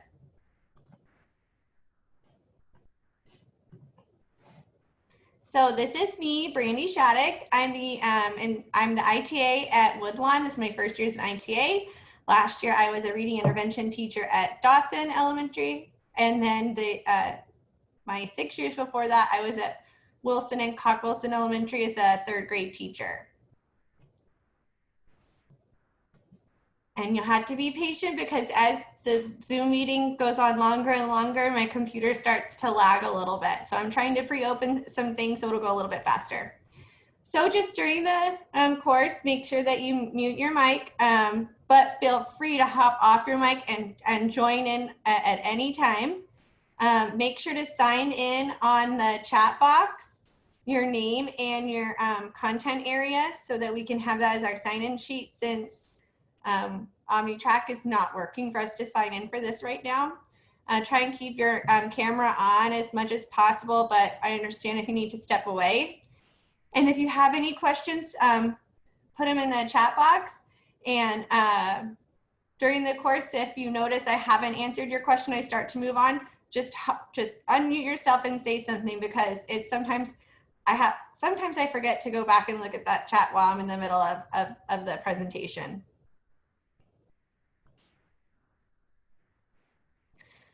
So this is an icebreaker activity. Some of us have already done it, but it's super fun. So I'm gonna say some questions, and if it's something that you did, oops, let me let someone in real quick. If it's something that applies to you, like maybe you did this over the summer or anyway, you'll get it. You'll say, that's me. And then I'll call on some people to share. So the first question is, has anybody seen any good movies that they want to tell us about?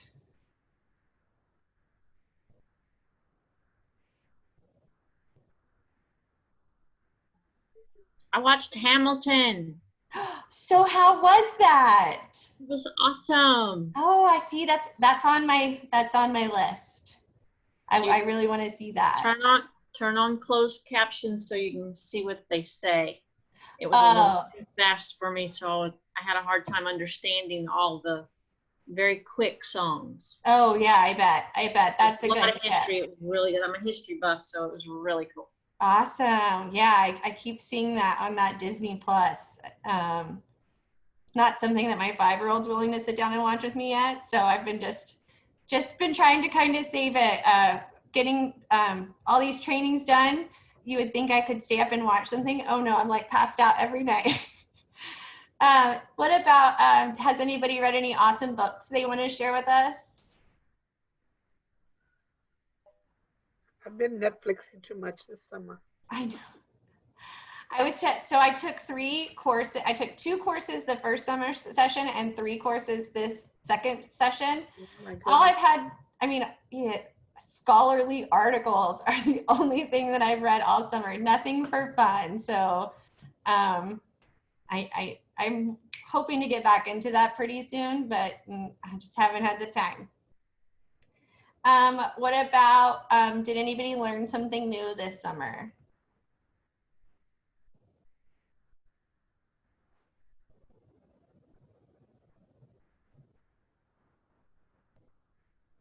Lots of Canvas. Yeah, no kidding, right? Lots of Google, right? I've never learned, simultaneously, like the more Canvas you learn, the more Google it seems like you learn too. They're really rolling out a lot of stuff. And last thing is, any of our new people, did you take anything on at Tech to Teach that you thought was awesome or want to recommend? Because we can all always go back and watch those lessons.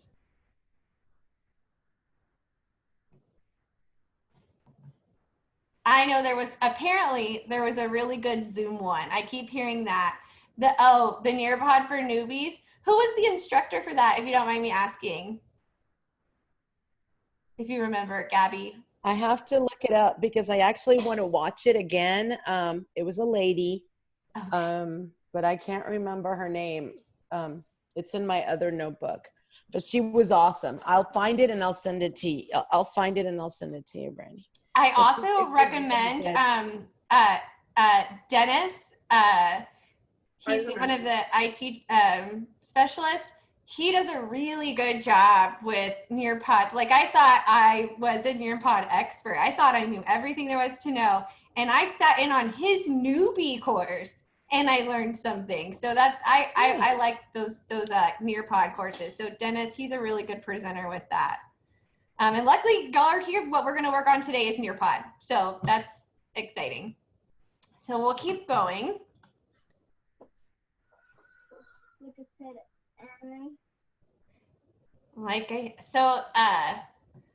This is the 2020-2021 school year Canvas teacher checklist. And so since you guys didn't have to do, or some of you did it, but some of you, this is the first time you're joining me, we just want to make sure that we're proficient at everything in orange. So if you look at this list and there's something that you're like, oh, I can't remember how to do that, I should have watched the video. Most of the things have a link, and it's our IT specialist or a Canvas specialist doing a how-to video. So this is a really helpful document. It is in your blended learning course. It's linked in. Plus, I'm going to share this presentation with you.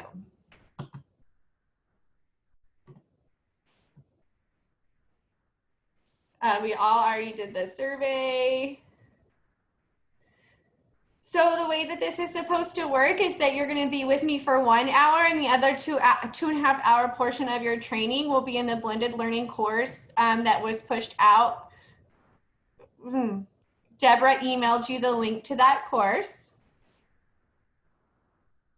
When you're in there, there'll be 3 modules that you work on. The modules are equitable access, differentiated instruction, and accountability and feedback. For all the modules, you'll work through them, and at the end, there's an activity for you to submit. 2 of the modules have a differentiated activity, so you get to choose which level you want to do. Don't feel like since you were in the ninja course or you were in the apprentice course that you have to stick with that level of activity. You can try out anything that you want to.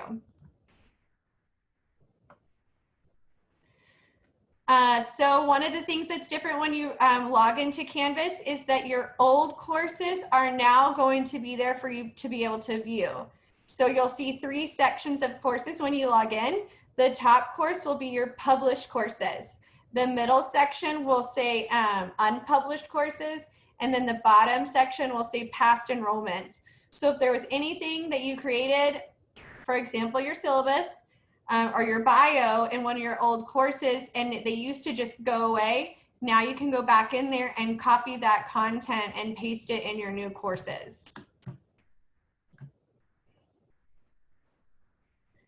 Another thing that is new is the rich content editor. It's got a lot of different options. Mine's a made up course. And so I guess mine's not showing up like the new one, but it seems like the courses that are the live courses that the district pushed out do have the updated content editor. Another new feature in Canvas that we are all going to become experts on are the new analytics. This is a way for us to hold our students accountable. This is how the principals will be holding teachers accountable. And this is the data that we are going to be sharing with TEA to show that we did have our students actively participating in the time that they are supposed to. So this is an example of the course grade. So here you can see these are the students. Out of the time that they spent in the course, it will tell you the grade on an activity and how much time they spent on that activity. It even tells you how many times or how many people actually participated on it. So obviously in this course, 12 and 11 people did these, but they did 12 and 11 activities, but this person only participated in 4.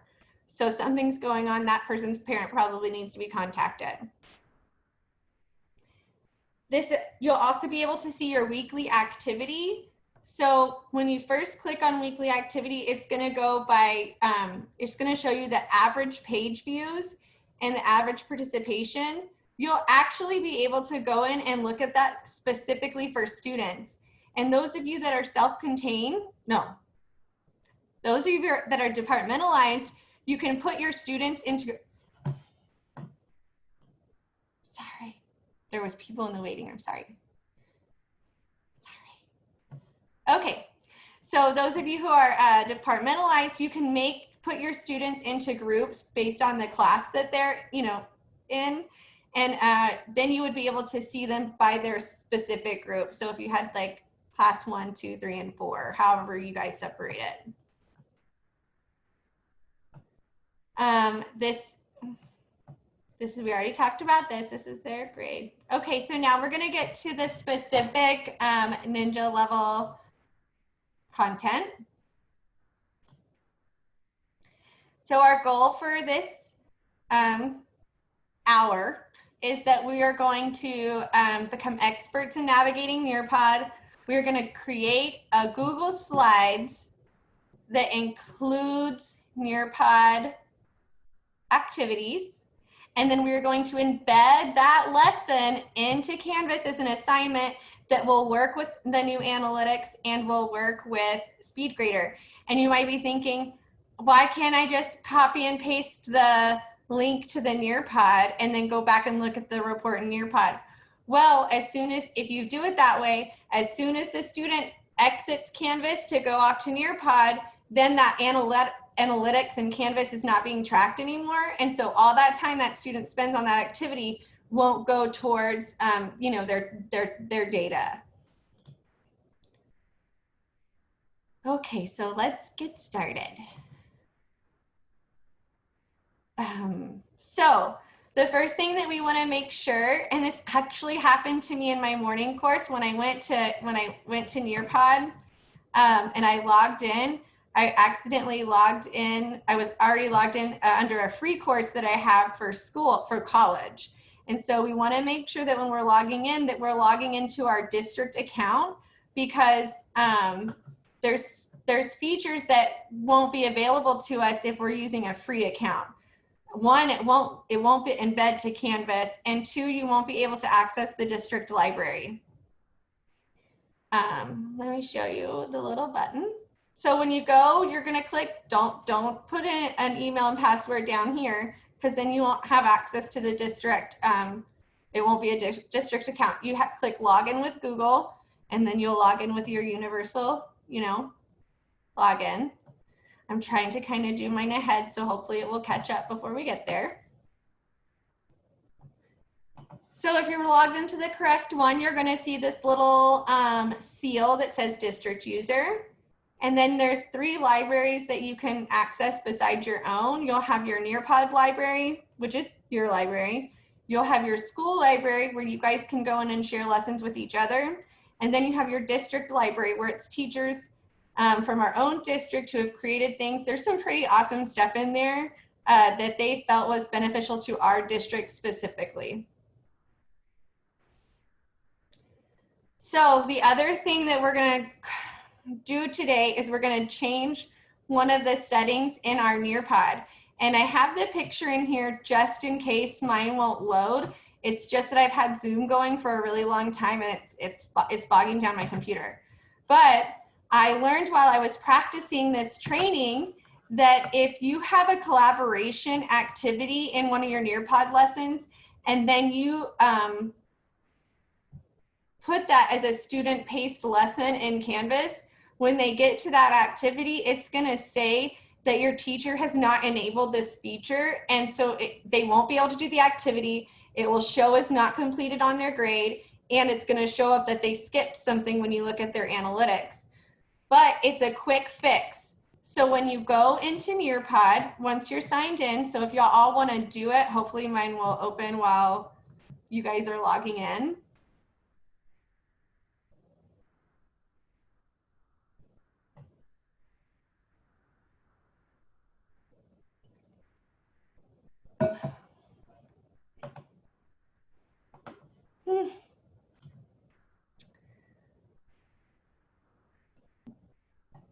Once you're there, in the top right corner, you have this little gray person, unless you're a overachiever and you've put your picture in there. This little gray guy. So you click him and you'll see something that says lesson settings. Ah, come on, computer. Once you're in those settings, you're going to scroll down until you see the,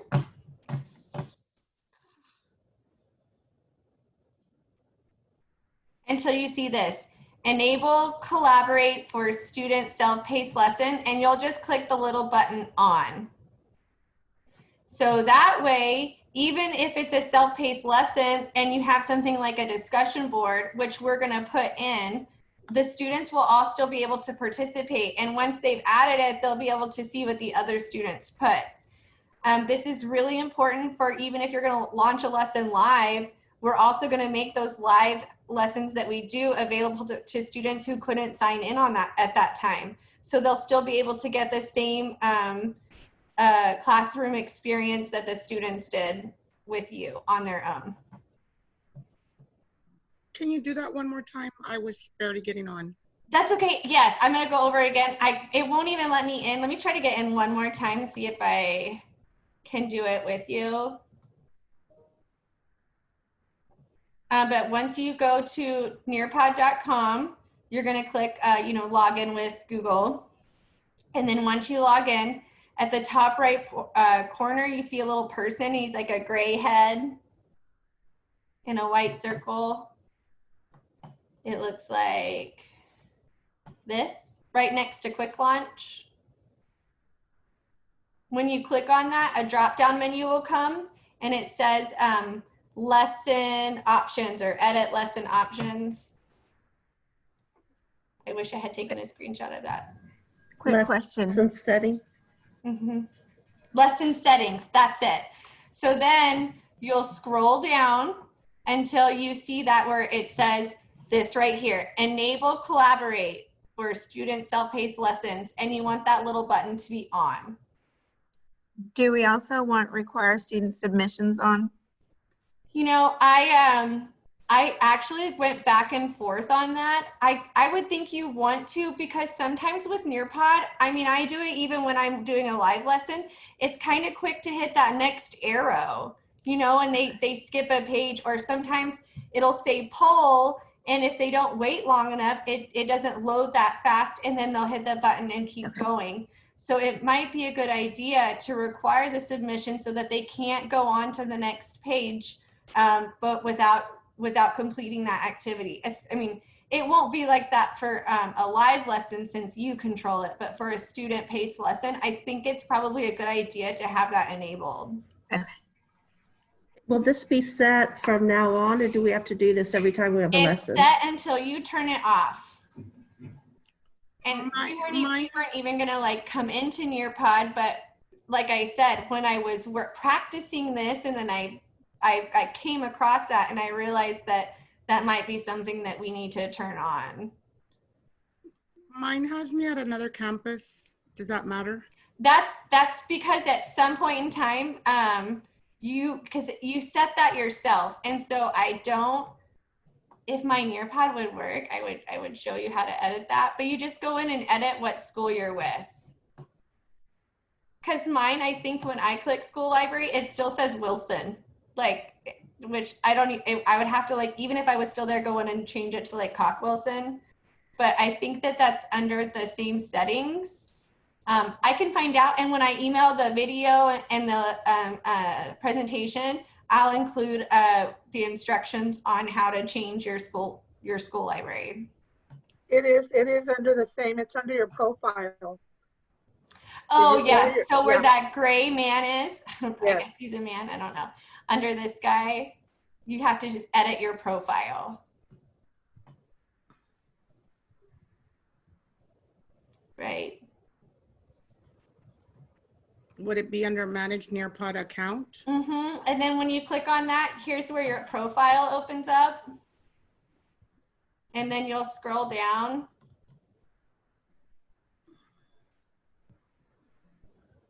I'm just noticing though that all the buttons are grayed out to edit. See. So yeah. It might be a district thing that they need to fix. Yes. So let me, Yeah, mine says that as well. Mine still says Hamel Middle School, but yeah, it's all grayed out. So Yeah, it doesn't let us. so I'll make sure to email Melissa about that and see how we go about getting that. Let me write that on my notes.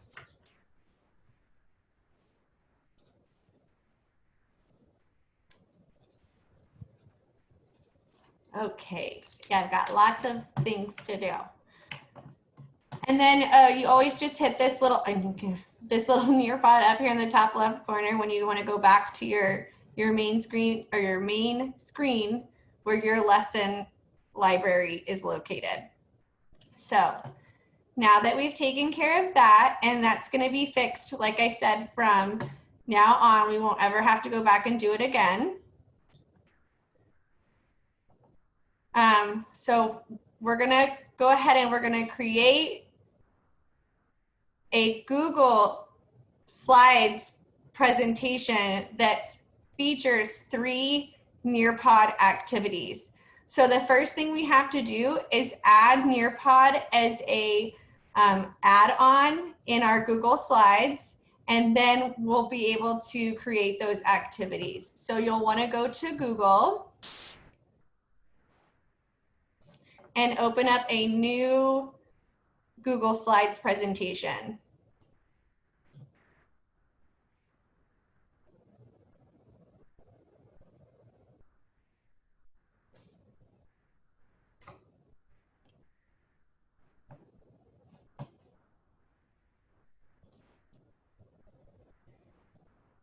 And so when I tried to figure out what we were going to do for this, I know that we all teach different grade levels and we're in different content areas. So it's kind of just like a basic thing to give you ideas on what you can do the first day. And maybe some of these you'll be able to apply, but at least you'll know how to create these kind of activities. So right here at the top where you see file, edit, insert, all that, next to tools, you'll see add-ons.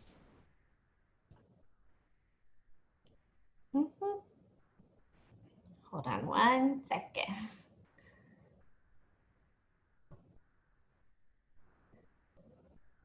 Come on, Google.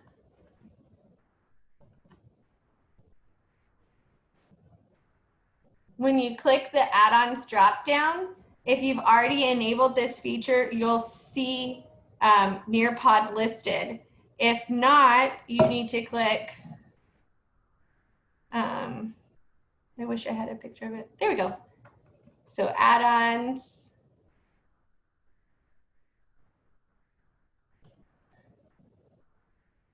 And then get add-ons. And then you will search for, you'll scroll down through the list. Mine's already done. You'll scroll down the list and find Nearpod and you'll click it. You may have to log in, but again, this is a one-time thing. You'll never have to do this again. This add-on will always be featured now in your Google Slides account.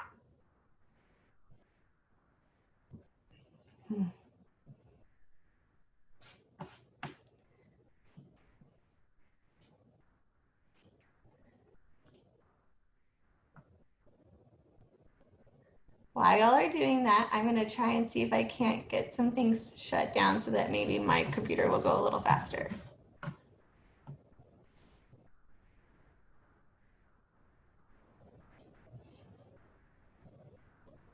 Do we click on Nearpod or do we just? Yeah, like... so once you have it on there, you'll go back to add-ons and you'll click Nearpod. And then on the right of your screen, you should see right here where before I have the themes, you should see the Nearpod activities pop up.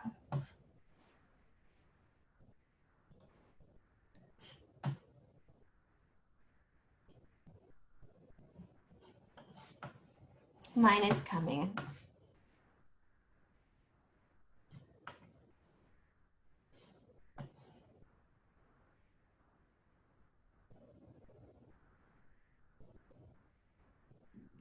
Hey, Brandy, can I ask you a quick question while we're waiting on that? Yes. I wanted to take a Nearpod that was already created and I wanted to put it into Canvas. Is there a way to do that? Because the way that you're showing us is we're creating our own Nearpod, right? So right. I want to take one that's already done. So after we create it, we're going to take this Nearpod that we're making and we're going to put it in there, and you would do it the exact same way. You're going to put it into, you're going to take this and put it into Nearpod? Into Canvas. So I know this, so what's happening is we're creating this Nearpod in Google, but when we're done and we hit save, it's going to automatically go to our Nearpod library. Then we're going to go to Canvas and embed it. And when we do that, that's how you could embed any Nearpod lesson that's in your library. As long as it's already in your library, then you can embed it the same way that we're going to do this lesson. Okay, so they have to be embedded? They have to be embedded. So before we would just copy and paste the link, but if you do it that way, then it's not going to work with the analytics or the speed grader. And so that's why we really want to do it this way. Okay. Because and I used to embed Nearpod lessons also, but a different way. This is new because of that new analytics feature. So okay, thank you. You're welcome. So Okay, I'm sorry. Just to clarify, if we want to have a Nearpod in our Canvas course, we have to create it through the Google Slides using the Nearpod. No. If any lesson that you already have in there, you're going to embed it the same way we do after we make this. This is just showing you how you can make, this is a new feature, the Nearpod Google add-on feature. And so they just want to show you that you can do this. Here's why. Some of us may already have Google presentations that we used in our class. And maybe during that we had a smart board and we would have the kids come up and they would interact and we would do things. Well, now you can use that already made a Google presentation that you had, but you can beef it up with these Nearpod features. Does that make sense? And so then after we have it saved, then we'll go into our Canvas and we're gonna embed it. But that's the same way that you would embed any Nearpod lesson. Cool. Okay, so the first activity that we are going to do is, if you'll scroll down and find, where's my little notes over here? The Draw It. I have a question. Sure, go for it. When I clicked on the add-ons and then I clicked on where you select the add-ons at, I put in the search for Nearpod, it doesn't come up. When I did it, I just had to scroll through. And you have to be logged into your district Google account. Not a personal. I believe I am because I see my picture. Oh, then you probably are.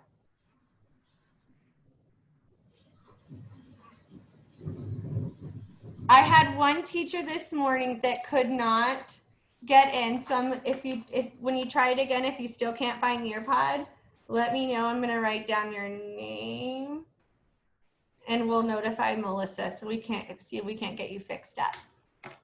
Yes, so this one that we're gonna do is a Draw It lesson. And so my idea for this was to give students an opportunity to show us how they're feeling on the first day about blended learning. So I thought we could get one of those emoji sheets with multiple emojis and have them, select how they're feeling, and then we can share that. You could share that with them. So the first thing we're gonna do is we're gonna put in our instructions. And so you might type something like, circle the emoji that represents how you feel about online learning or distance learning. You can add a timer, but that's really beneficial if you're going to do this live. But if this is going to be a student, a self-paced lesson, you don't really need a timer. After you have your student instructions, you can go here and you're going to click upload background image.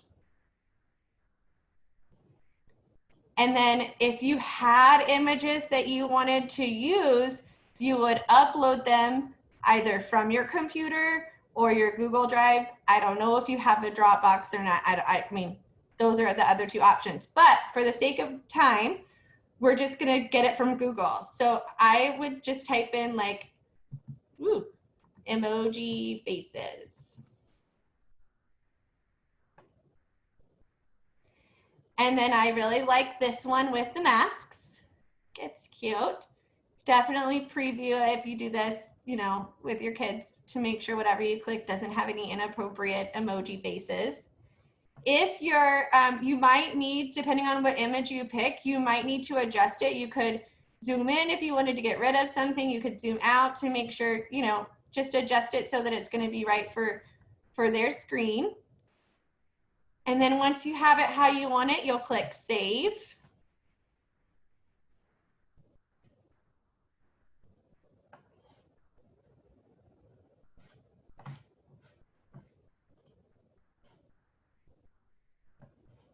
And then it should show up exactly how it will look for the students. So your instructions will be there, and then your picture will be there, and then they'll be able to circle how they're feeling.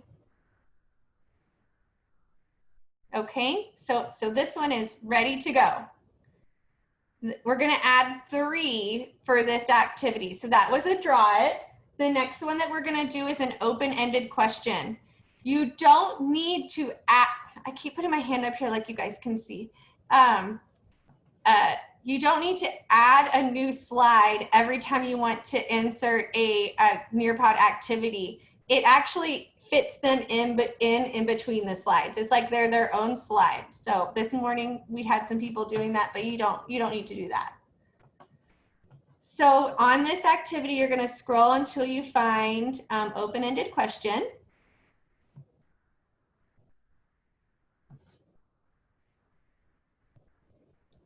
I thought here you could ask them something about their summer. You know, what was your favorite thing you did this summer? Did you do something fun this summer? Did you read at all this summer?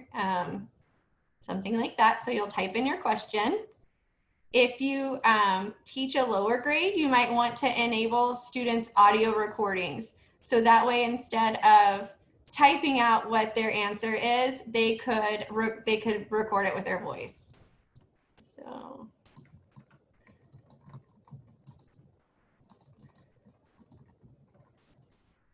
And then you can always add a picture or media file, and so that would show up whenever they get to this activity, but for the sake of time, we're not going to worry about it. You'll hit save.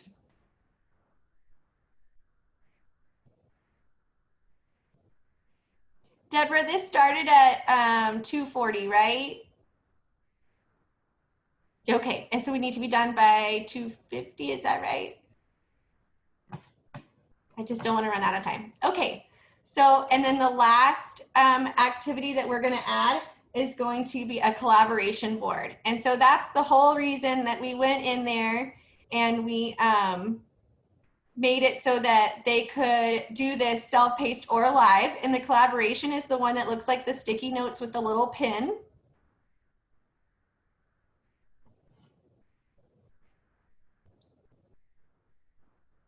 And so here we could do something like, because these are kind of like icebreaker activities, maybe tell me your favorite superhero, or tell me something about you. And you get to choose what background you prefer. So I say, since we're super users, what is your favorite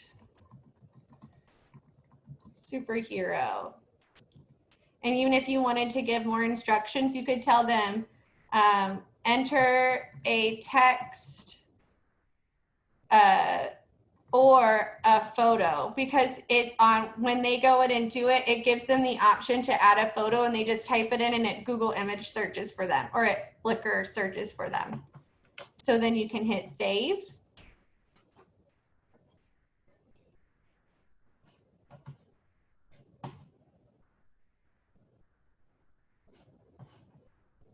Come on.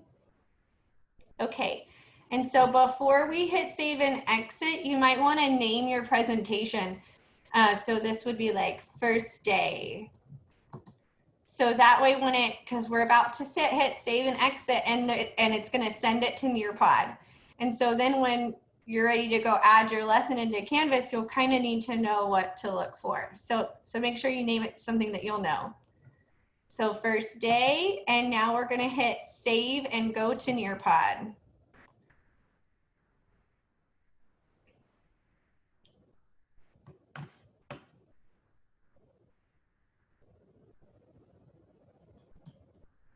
And while that's transferring over, so we've done all 3 of our steps. We did our add-on, we did our 3 activities, and now we have sent it off to Nearpod.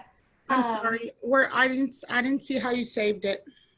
On your Google Slides, below the activities right here on the right, there's a button that says save and send to Nearpod. I don't see it. So hold on, let me hit edit, because then it'll pop up again. Let me go back to it's because I'm having to open 2 screens. I know it's very confusing to do it that way. Okay, let me go back to you because I can't see. Okay, so go ahead. So I'm hold on. I changed it and I put first day. Okay, and so then right here at the right, you still see all your Nearpod activities, right, to choose from? Yes. At the bottom of the activities, there should be a button that says save and send to Nearpod. Save and go to Nearpod? Yeah, or save and go to Nearpod, yes. Okay. And then Nearpod should automatically pop up in the background.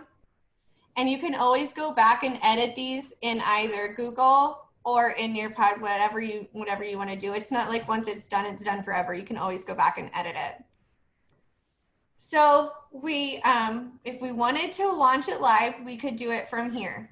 But that's not really our goal right now. Our goal is to learn how to embed this. We did that. Into Canvas as an assignment so that it works with the SpeedGrader and with the new analytics tool. So if you will go, don't get rid of me, you know, but go to your Canvas page.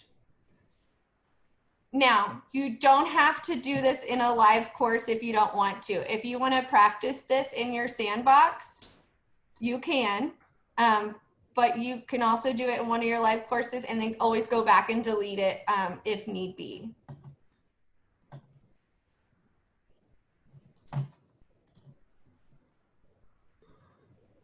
So for those of you who were in the first training and now you're in this one, we're going to use that same module because this is still the first day activities. And so you've kind of will have something really built up, a really decent little module.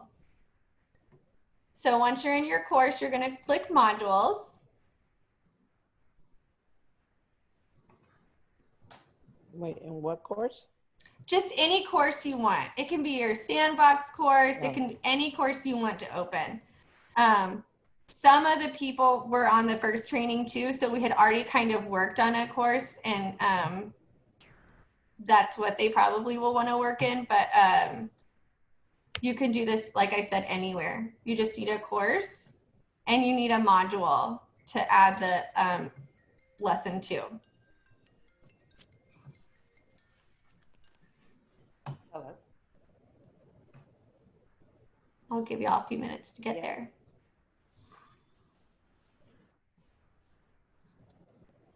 You're with who, I'm sorry? I'm sorry?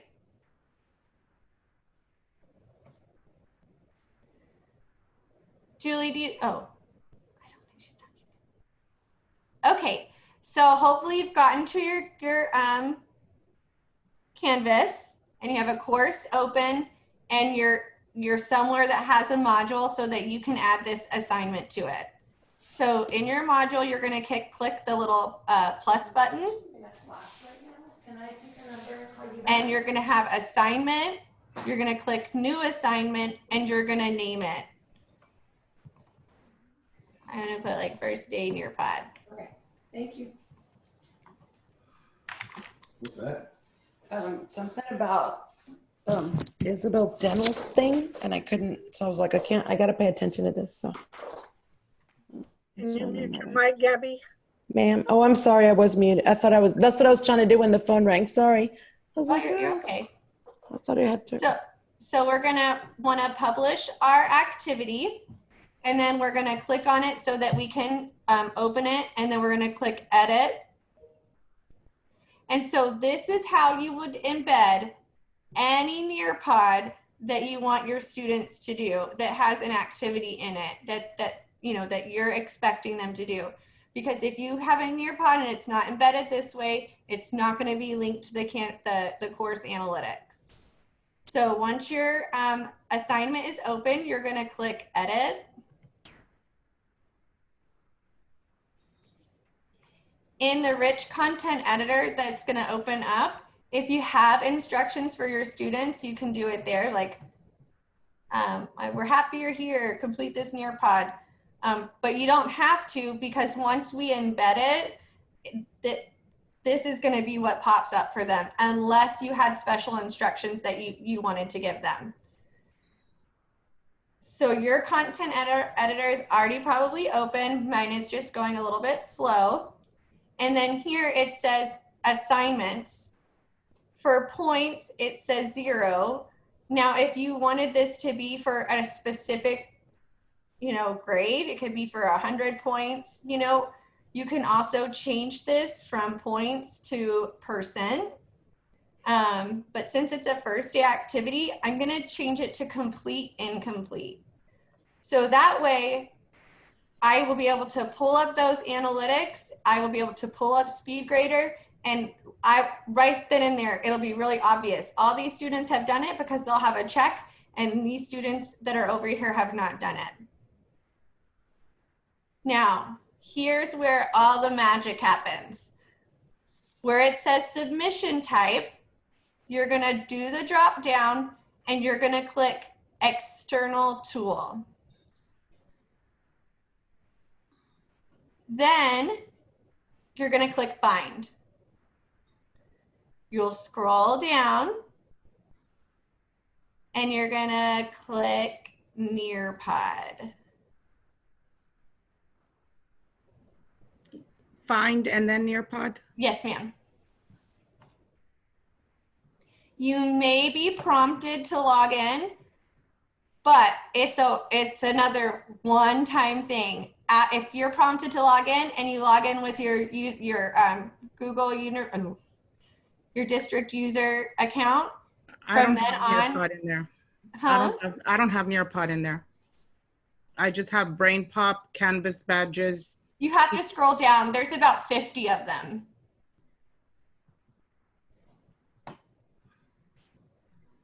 Oh, Do you see more? yes, I see more, but my box is real small, so I have to scoot it over. Yes.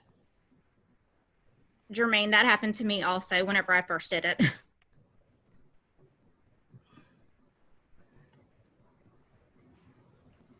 I don't see it.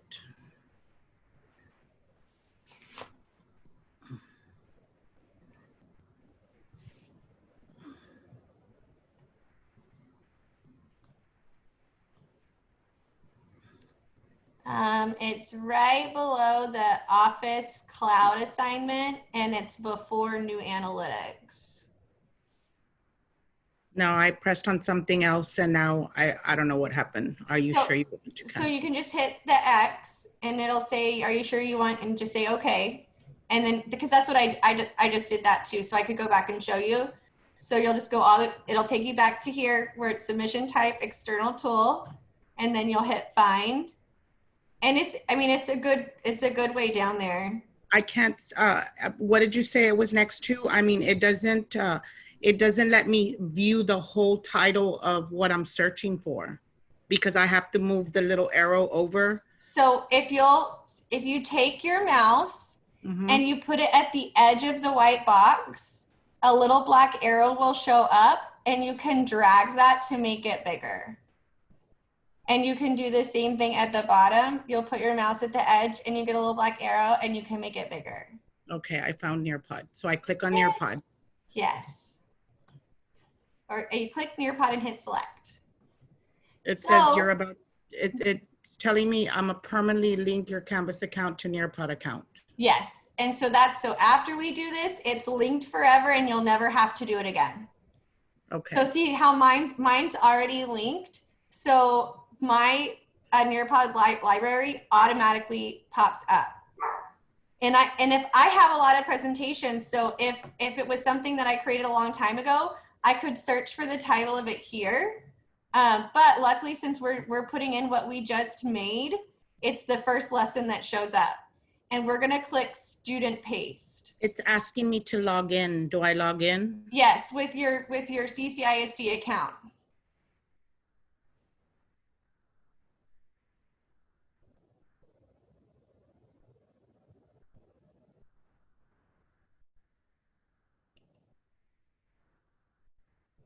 Okay, so I see that one that I created that says first day. Yeah, so when you hover your mouse over it, you'll click student paste. Student paste.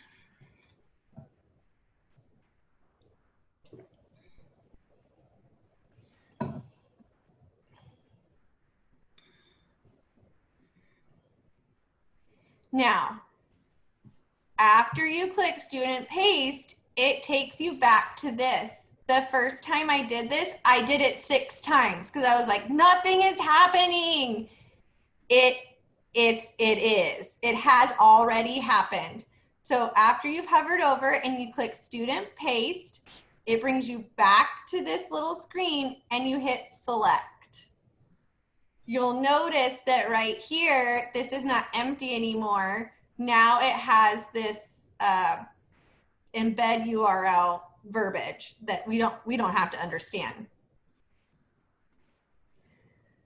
So now we've done that part. We're going to scroll down. We're going to assign this to everyone in the course.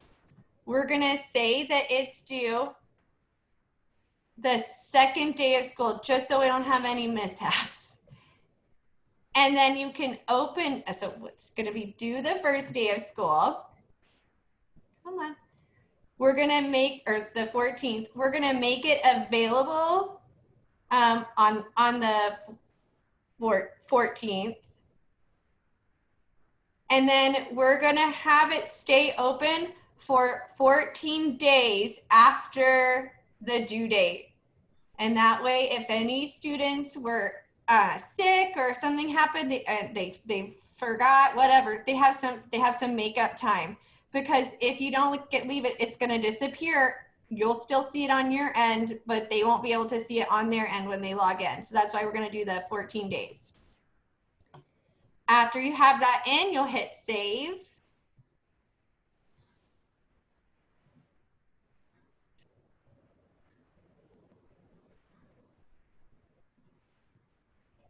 And you'll actually see a preview of the Nearpod, and you can click, the button, mine never load, and kind of be able to see the activities the way that the students will see them. Mine went to welcome to the session. Oh, is that it? They're just going to join the session?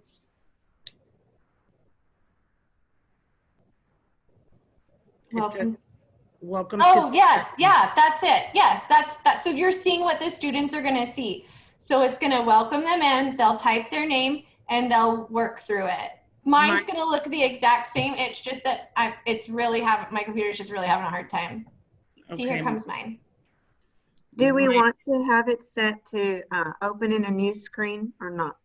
Yes. So if you want them to be able to see it even bigger, you can click that box. It's still linked to Canvas, and it's still going to do all the analytics and all of that.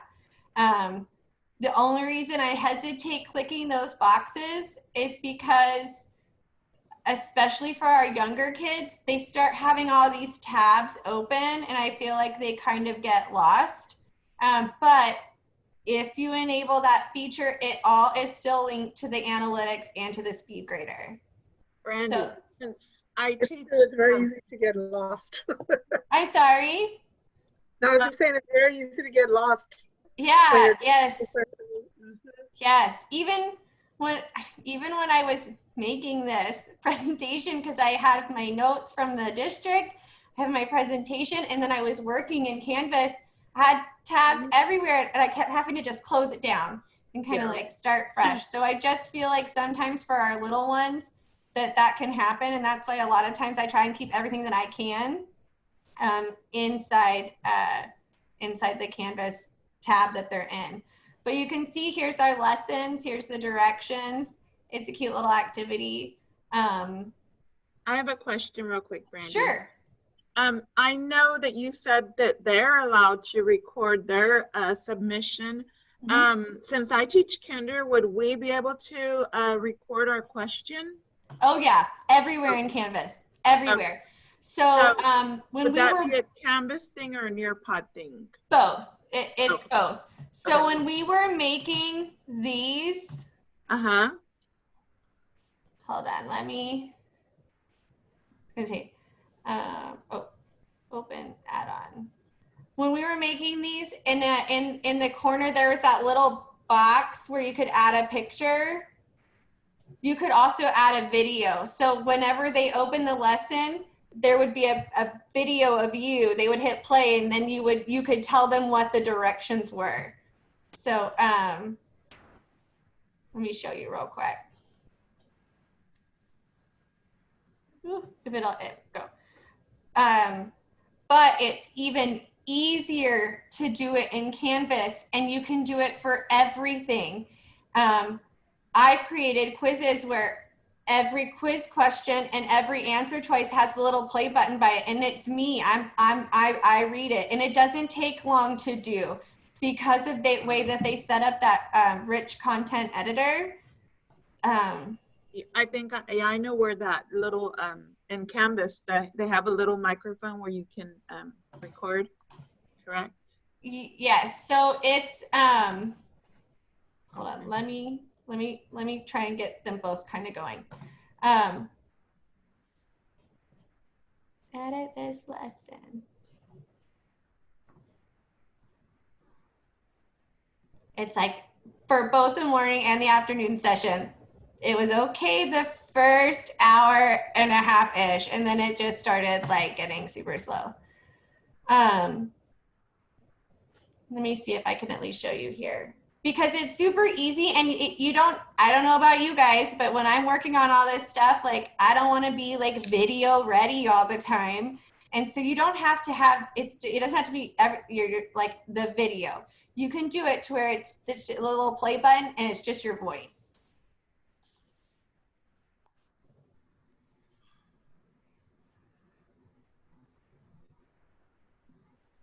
It's loading, it's loading. Any other questions while it's loading?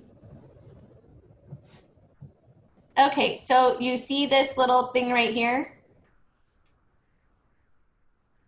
It looks like kind of like a YouTube emblem, right? When you click that, a little box will open up.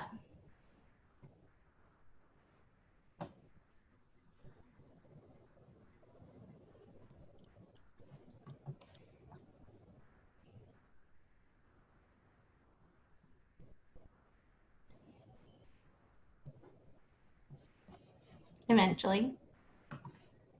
And then you can click on, if you click on webcam, that's where the option to do just audio will be. So you can click no video. And so then you'll hit record, and it gives you a little warning. So please complete the Nearpod below. And then you'll save it. And then boom, right when this loads up, right above their Nearpod lesson that's embedded, they'll see this little play button, and then it's gonna give them the directions, and then they'll open the Nearpod. And like I said, if any quiz or assignment, anything that you create in Canvas, this is always, I keep pointing to the screen. The rich content editor always pops up. That's how you do everything. And it's always that little button, it's always there. So if, like I said, even for each quiz, you could actually do each answer choice if you create your quizzes inside Canvas. I have a question that's from far back. Oh, I'm sorry. I know I saw your little hand thing, like, oh, I'm sure it was a long time ago. That's right.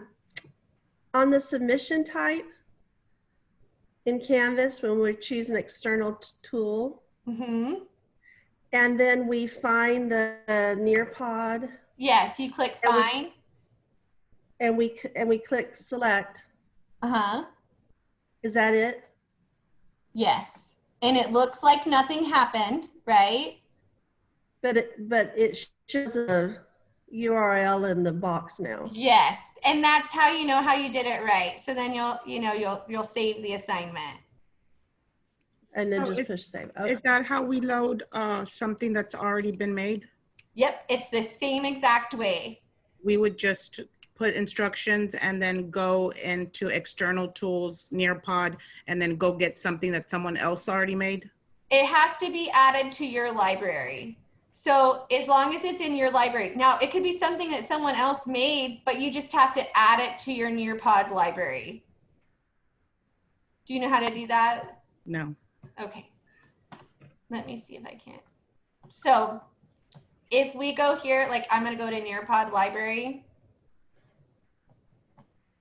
And I'm going to close out of these to see if maybe it'll go a little faster. And I'm going to say, like, I'm just going to pick something. Those are like multiple series lessons. I'm gonna pick this, draw it.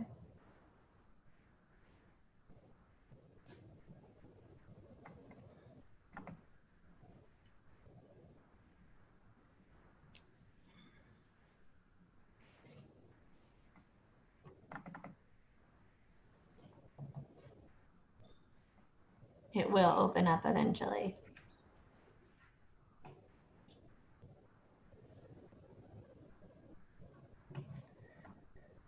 Okay, so when you hover over it, you'll see this little thing right here. Mm-hmm. I don't know what you would call it, like a greater than less than sign. Like a share button. Yes. And so then you'll click, mine's not popping up, but you'll click add to my library. Once it's in there, it's in there. You can preview it and you can make sure that you like it. And while you're in the preview, it also says add to my library. Okay. Brandy, not to rush you, but I know I got 1 minute, right? Okay. Yes. Okay, so if you have any problems doing that Nearpod, not being able to do that, just email me. I already have video instructions on how to do that.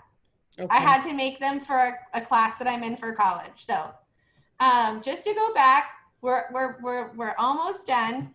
We've almost done everything that we were supposed to do. So in the chat box, while I just tell you one more thing, if you can type 2 things that you want to implement into your class that's going to help your students, I will show you this. In the Blended Learning 2.0 course that you're going to be working in by yourself, there's the 3 modules that you're supposed to complete, that you're supposed to work through. The bottom 2 modules are these. One is student orientation and one is parent support. These are resources and videos from the IT team that they put in there for you to use to help get your students and parents started. So you can, once you open these, you can save them and import them into your Canvas course.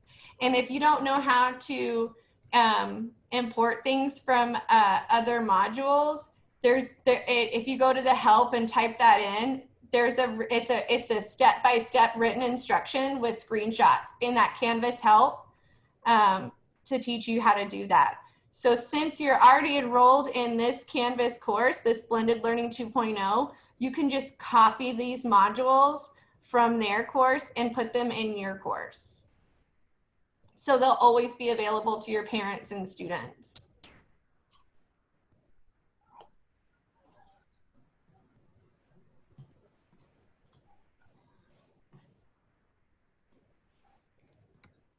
And that's it.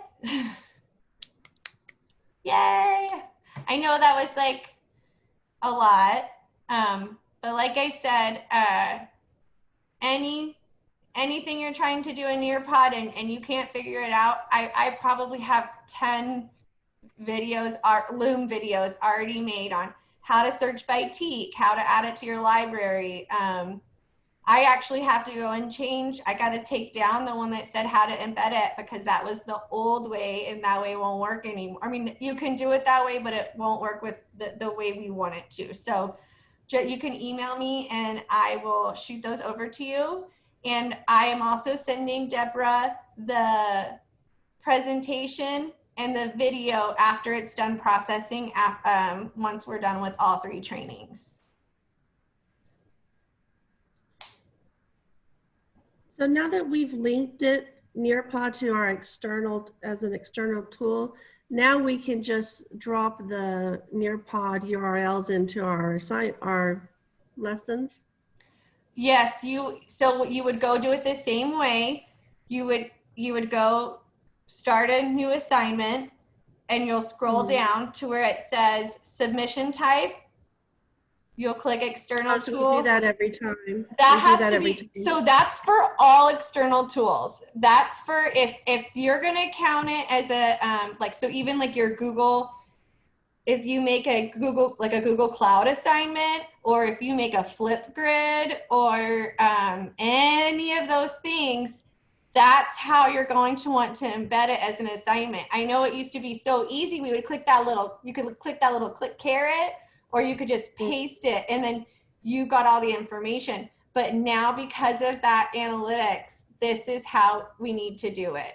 So basically now you already know, like another Brain Pop Junior's in there, Discovery Education. But if they're going to be doing something within that LTI, like submitting a Flipgrid video, then it needs to be linked through that external tools bottom part. Okay.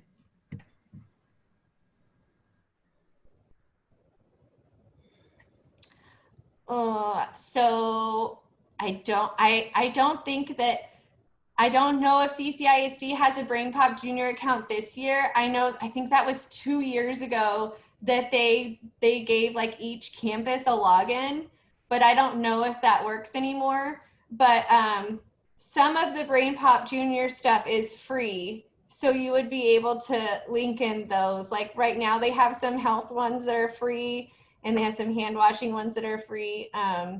But I don't think that we have a CCISD account with Brain Pop. Brandy. Yes, ma'am. I believe you already answered this question in the first session. That's okay. Since I didn't attend that one, I just have a quick question. For the account settings, I know that's where our biography goes at. And I know people are placing that in their syllabus by creating like bit emojis, and they're doing the about me and the links like that. Would that work as well as long as we have it in our settings? Yes, yes. Okay. I just recommend, let me go back to that slide. Make sure you run that little account. Yes, that's where you'll put all that stuff. You know, you as long as it's shared. Yes, but you just want to make sure you check that accountability. Yes, where the parents can access it. I was just making sure because I know that you're supposed to have the biography, but as well as like putting an introductory for the parents to see. I just wanted to make sure that it was okay. If yes, it's on the yes, that's where all of that will go. Okay, all right, thank you. No problem. So it's up to you guys what you want to do. You can stop now and work on your blended learning course, or start applying what we did. Some of you have been here for a long time, and you're more than welcome to stay on for the last session. I'm starting to invite them in. So far I've added one person, but we'll give it like another minute. We're already a little bit late, so they should be joining already. Right? Oh, they have 5 more minutes. So we'll wait just a few minutes. If you want to stay on for the master's level, that gives you a few minutes to take a break or whatever you need to do. And if not, I feel free to ask me any questions.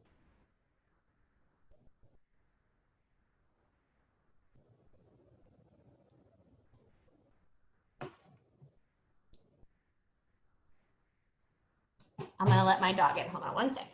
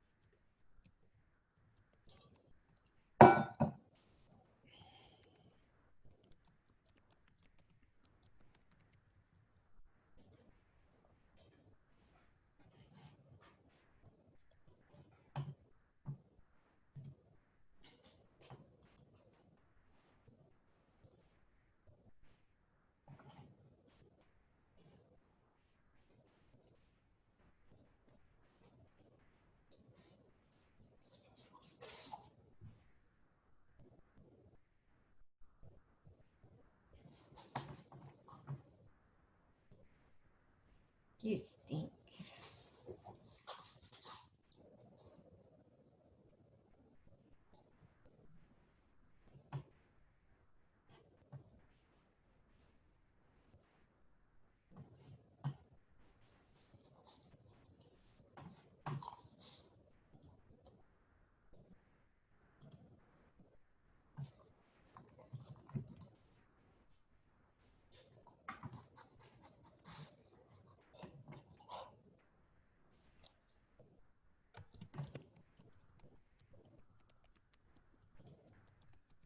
Hey, Coach Bowman, Hello.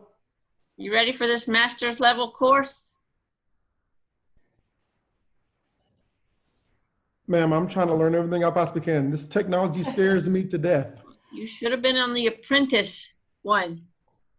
I got so mixed up with the other assignment. I didn't know that they were combined. I was doing that assignment. I looked up and saw the time. I'm like, oh. That's okay. You're gonna get a video of the recordings that we went through. Okay. And so you can work through everything that we did in the first one. And sometimes, I don't know, sometimes I think people like it better that way because they can pause the video and go in and Yes. do the activity or do whatever and then come back and hit play. So, Yeah, but that will be available to you. I'm definitely a person that learns that way. Yeah. Okay, we've got one more minute. I'm just getting, for those of you that are coming in new, it's just, I've been recording this video on Zoom for like 2.5 hours now. So it's really bogging down my computer. So I'm just getting some things ready so that hopefully y'all won't be waiting on me the whole time.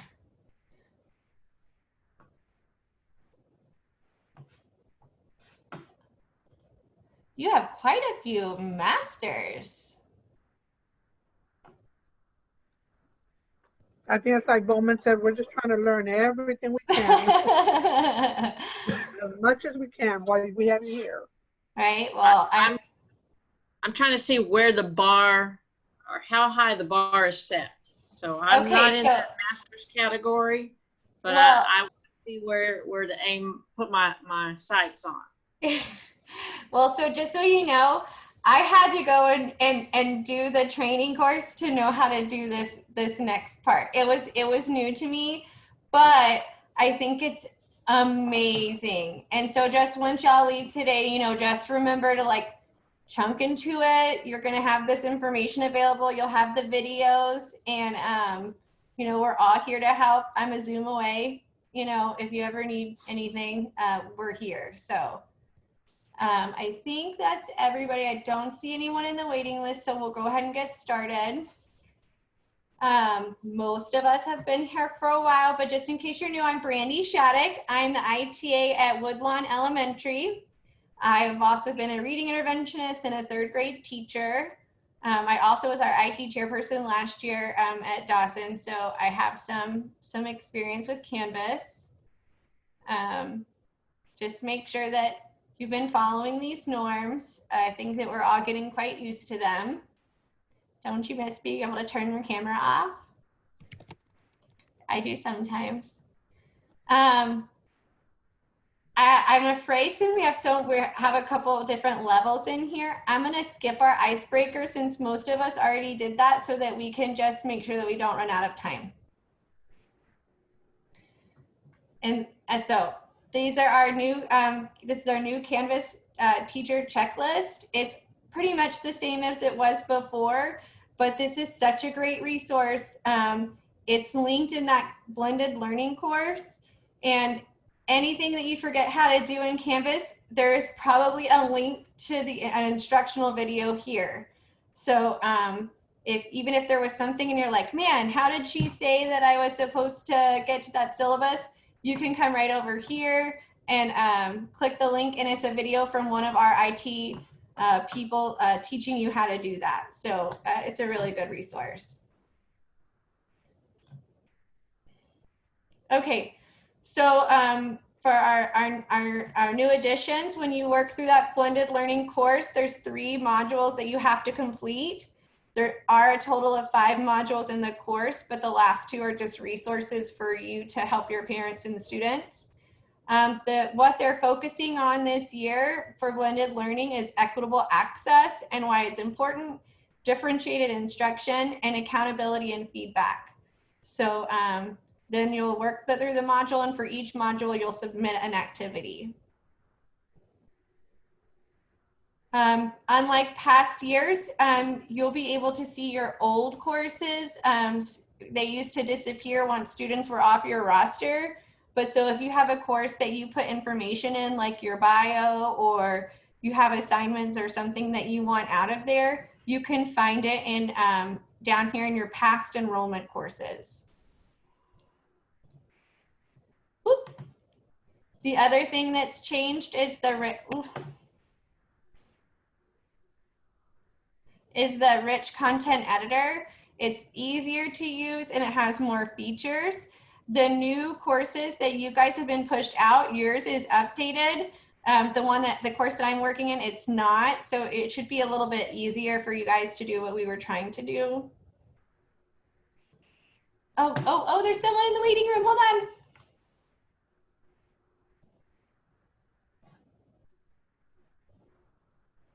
Monica, I'm so sorry. I wasn't paying attention to the waiting room. I'm so sorry. So the new analytics are a feature that are going to track our students' progress. It's going to track their grades. It's going to track how much time they're spending in the course and the percentage of places where they're spending their time. This is how, as teachers, we are going to track our students. This is also how our principals are going to be tracking information, and this is how the district is going to be tracking the students to send TEA. So we just need to make sure that we're doing everything we can to keep our kids either in Canvas, and we link those external tools correctly, and that's actually one of the things that we're going to be doing today in this master's course. This is the average page views, the weekly activity. So you'll see what pages they accessed the most and the average participation per day. Okay, so now we're gonna hop on over to the master's section. Yay! So our key goals today is I'm gonna show you several examples of a Google Cloud document assignment. There's some really cool things that you can do with this. Then we're going to create a very, very basic one, and we're gonna put it into Canvas. But it's the same way, those of you who were here before, we did the Nearpod. So we're kind of already familiar with that part of the assignment. Okay, here we go.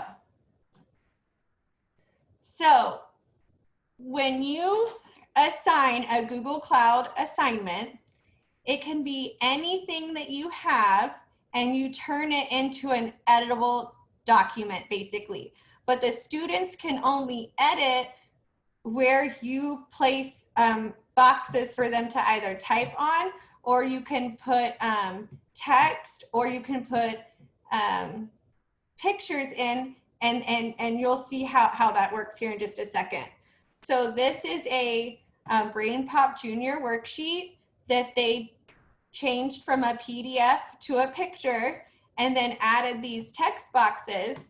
So now the students will be able to go in and fill in, does this use oil, natural gas, or coal? For this one, there's a video that when you get this presentation, in the presentation notes, there's a video of Seth making this document, and he has it to where they can drag these animals from down here and put them up at the top, and you can match it to the text, and then the kids are gonna type something in here. I believe this came from STEMscopes, and my morning group, we were talking about the thing with STEMscopes is that's outside of Canvas. And then not only do the students have to go outside of Canvas, they have to go to the backpack and go to their rapid identity and then go to STEMscopes, and then they have, and then you have to go through all those steps to find the assignment they did. But if you just downloaded the activity and you did it like this, they could do it right there in Canvas, and you can use the speed grader, and there you go. So here's another one where they had to go type in the names of the countries.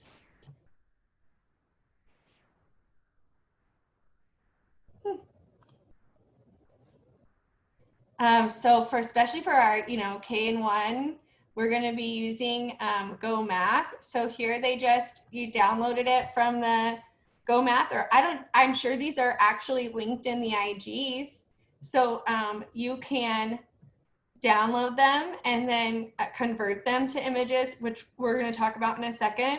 And then your kids can submit it right here. We talked about the same thing can be done with Sharon Wells. They can do it with problems. I mean, anything. They really can do this with anything.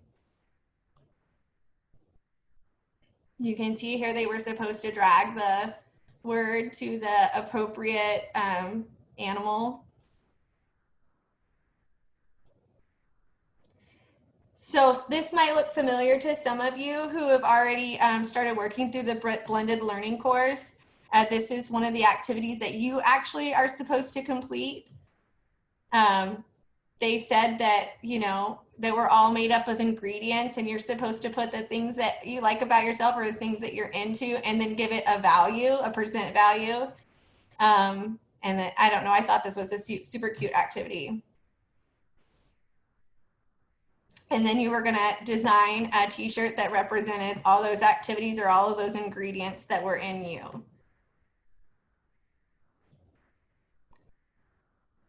So other than what we saw, does anyone have any brilliant ideas on what we could do with this feature?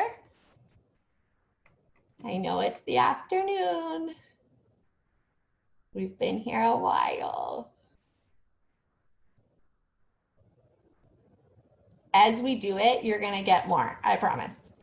So the first thing that you need to know is that when we get those resources from the adoptions and we download them, 90% of the time, they are PDFs. In order to do this, you need them to be like an image, a JPEG. So you have two options. The IT team is recommending this website. It's a free website. You'll be able to get it from the presentation. And for what we're gonna do today, I chose something that was super easy that we're gonna use a photo that's already in Google. The other option, if I were you, that I think is a much easier option is as long as I had a really good quality screen pulled up, like it was big enough and you could see it, I would just use the snipping tool if you're using Windows, or screenshot if you're using a Mac, because when you do that, the snipping tool, it automatically saves it as a picture, as a JPEG. So then you don't have to convert anything. You just have to go do all those screenshots or the snipping, using the snipping tool, and then go drop those pictures into your Google Drive. And that way you'll have access to them. Does everyone know how to get to that snipping tool? Okay, so in the new Windows, you just click on the little flag looking window thing. And if you just start typing snip, it pulls up, and you just open it and snip away. So that's how I would do the Sharon Wells, just snip those pages that you want. Or you could download the PDF and convert it on a website. Okay, so what we need to do is, before we can put our assignment in Canvas, we have to make it. So I want you to go ahead and open up your Google account and open up a new Google Slides presentation.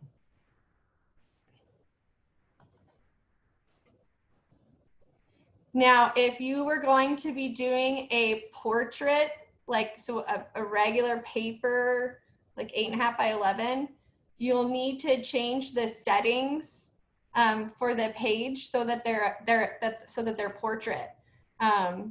you know, and so instead of landscape, you would want the presentation to be portrait. And just to make my life easier, I'm going to change the layout to blank. Okay, so we know it has to be a photo, not a PDF, and that's because the way that why we're able to do this is because we take the photo and we make it the background. So you can't just go add photo. You have to go click right here to background. You'll click choose image.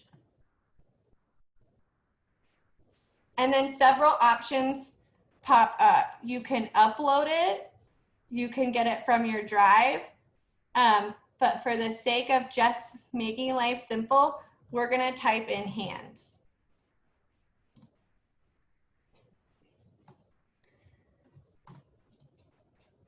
I'm gonna click this one. After you pick the image that you want, you'll hit the blue insert button. So what I was kind of envisioning for us here is because we're just different grade levels and things like that, I thought maybe about coming back to school. I'm sure we're going to be talking about hand washing, right? We mentioned Brain Pop earlier. There's a free Brain Pop video about washing your hands. There's a ton of them. There's a ton of videos out there right now. So there's two things that we can do for our students. We would obviously have some kind of discussion with them, and this would be a follow-up activity. We're gonna want them to give us 2 facts about washing their hands, or tell me what song do we need to sing 2 times to make sure we, you know, washed our hands long enough. Well, they need somewhere to write that assignment in. So we're going to go to insert and then text box. And then we're gonna put our text box. Now, if you had a worksheet, you would put the text box, you know, like that math worksheet, that Go Math, all the places where the numbers were missing is where you would put this text box. Does that make, we're all good still? Okay. So this is where the students are going to submit their activity. And if I were you, I would change the border color just to make sure that they see that text box. Because if you just, sometimes it's automatically set to clear, and then if you don't put anything in there, they're not gonna know where they can click to type. We don't have to put the instructions on this page because we're gonna put the instructions in Canvas. This is just where the students are going to work. And then, the other thing that I thought they could do is they could use the Scribble tool. Now my other group didn't know what that was, so I'm gonna show you guys before we go any further. So right here in Google, you have this little line tool, and it looks like a line segment right now. You'll click the arrow and you can go down and you can select Scribble. You'll need to kind of go over these tools with your students before you could assign something like this. And then you could have them, you know, draw everywhere that germs can be on your hands. You know, my son would do it like that. Or you could have them insert pictures from Google to show different kinds of germs all over the hand. You know, there's a lot of options here. So, but we're keeping it simple right now because we want to know how to get this also into Canvas. So I'm going to say we're happy with how it looks. I'm going to go and title my presentation so that I'll be able to find it. I'm going to call it Hands 3, just because I've done it 3 times, I want to find it. And then this is ready to go.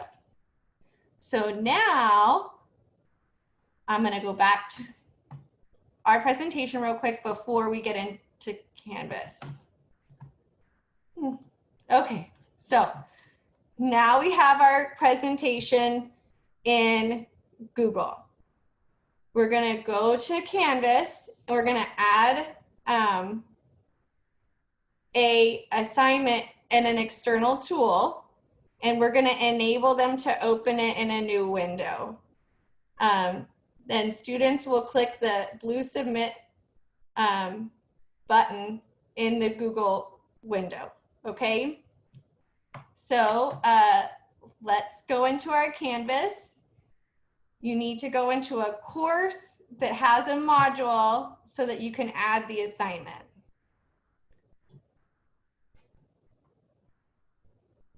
I'm just gonna keep working on our course that we've been working on. So I'm gonna go to modules.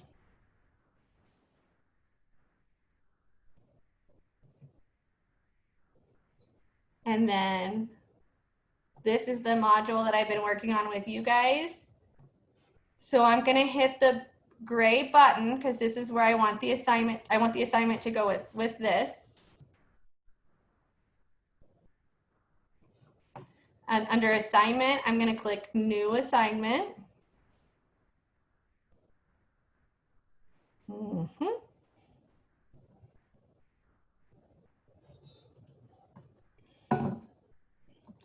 We're gonna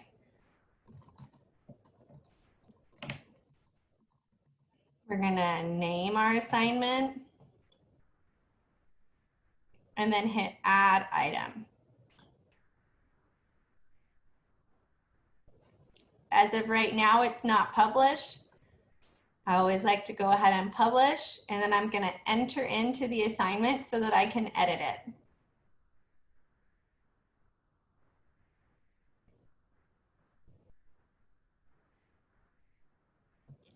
So now at the top, we see right here, we're gonna click edit so that our rich content editor will open up. And this one, we definitely need to add some instructions because they're not gonna know what to do. You know, you could embed a YouTube video if you wanted to, like, you know, hand washing thing or a discovery education. And then say, watch this video, and then click on the Google assignment below. Mine's just taking a second.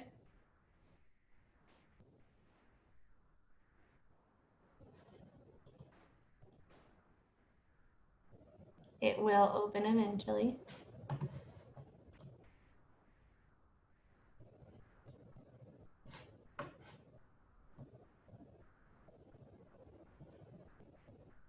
Oh, sorry. Okay. So here's where I'm going to type my instructions. Watch video. Complete. Google.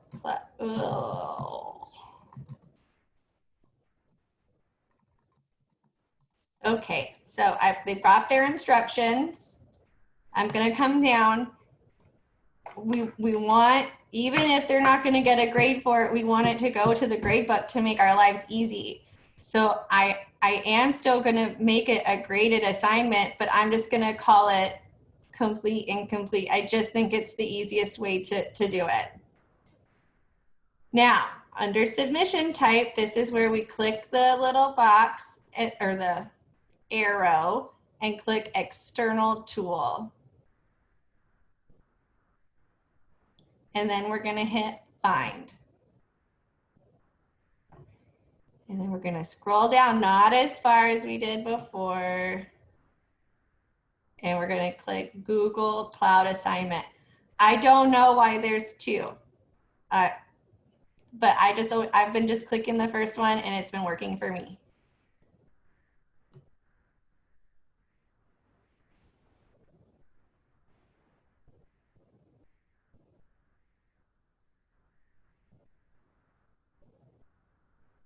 And so here, this is now linked to my Google Drive. So I'm going to type in hand or hand wash, whatever you called it. And it should appear here. Once you select the correct one, then you're going to hit submit. Remember, when it comes back to this, if it's going to look like nothing happened, but it is there. It's down here in this URL part right here. And we're going to want this Google Cloud Assignment needs to be loaded in a new tab. So most of you, when you come in, this box is really small. You can, you know, spread it out like this at the edge, or these like gray lines at the bottom help you spread it out. And then you'll be able to see all this. Once you have that done, you'll hit the blue select button. So now all we have to do is put in the dates. So when is it gonna be due? We're gonna stick with picking the 14th since there's some sticky things about that, you know, 8 o'clock in the morning on the 13th. And then we always wanna make it open for the 14 days after we're saying it's due. So that would be like the 28th. So we got our dates in there, and now all we have to do is hit save.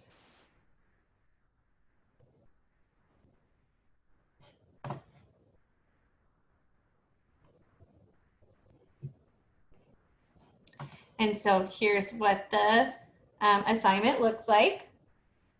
The only thing about these Google Cloud assignments, unlike Nearpod, if you click it, like to preview how the students will see it, since you're signed in to your account, it comes back up to where, you know, you could edit it. So if you want to preview it, if you're gonna really assign one of these, I would, I guess, either log out of your Google account or, you know, send the assignment to someone that can practice on it. You know, you can always add a teacher as a co-teacher in your course so that they could do it and it, you know, it would work for them. Does that make sense?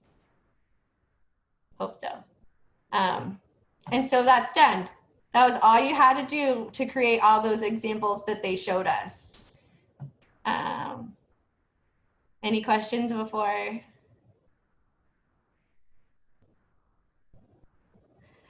Okay. So while we're right here in this screen, we're going to click on SpeedGrader so I can show you some options you have there. So next to any assignment, when you click on the assignment, that SpeedGrader button should be there.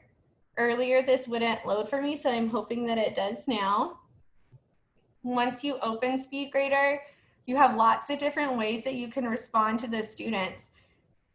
You can respond with a video, you can respond with text, or you can use these features right here. You could highlight, if it was a writing paper and you wanted, you know, to say something, you could highlight that part of the text and say, you know, I like this sentence, or you could strike through something and say, like, this word was not necessary. We talked about earlier, you know, if you did this activity with the Sharon Wells word problem and you did it in Google, well, they could still underline the problem and cross out the wrong information. And if they didn't do that, then you could go in and say, hey, you missed all these, you know, beginning steps of your math problem. Let me see if it pops. First, I just couldn't get it to open earlier, and I don't know why, but this is a screenshot of what it looks like. And these are those tools that you can use. Like I said, you can do a video, you can highlight, you can add text. This is to strike through the text. And then this would be to, like, man, you know how, like, I'm one of those teachers that when they get 100, I would get my marker and write 100 and put the lines and make the smiley face. You could still do that here with this tool. And then they get the feedback immediately. As soon as you put it in there, they get a little Canvas notification, you know, your assignment's been graded and your teacher has left you feedback. So I think that they'll really enjoy that, especially that replying by video.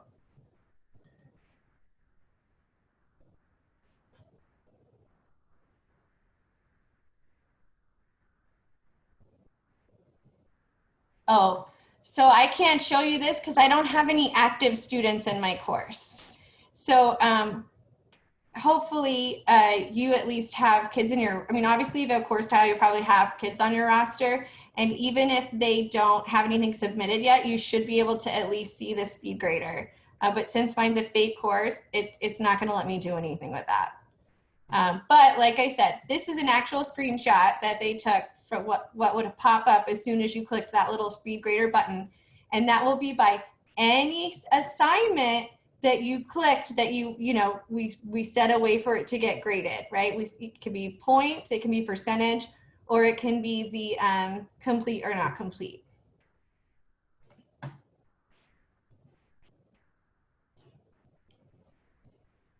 So this one was faster than all the other ones, but it's supposed to be because, we're expert masters here. So that we took a picture and we turned it into a Google Cloud Doc. And then we went and we embedded it into Canvas. Before I go on to the closing of this lesson, do y'all have any questions for me about anything else, anything we did, anything from the masters or anything from earlier? Those of you who have been here with me the whole time, I'm sure your brains are like mush.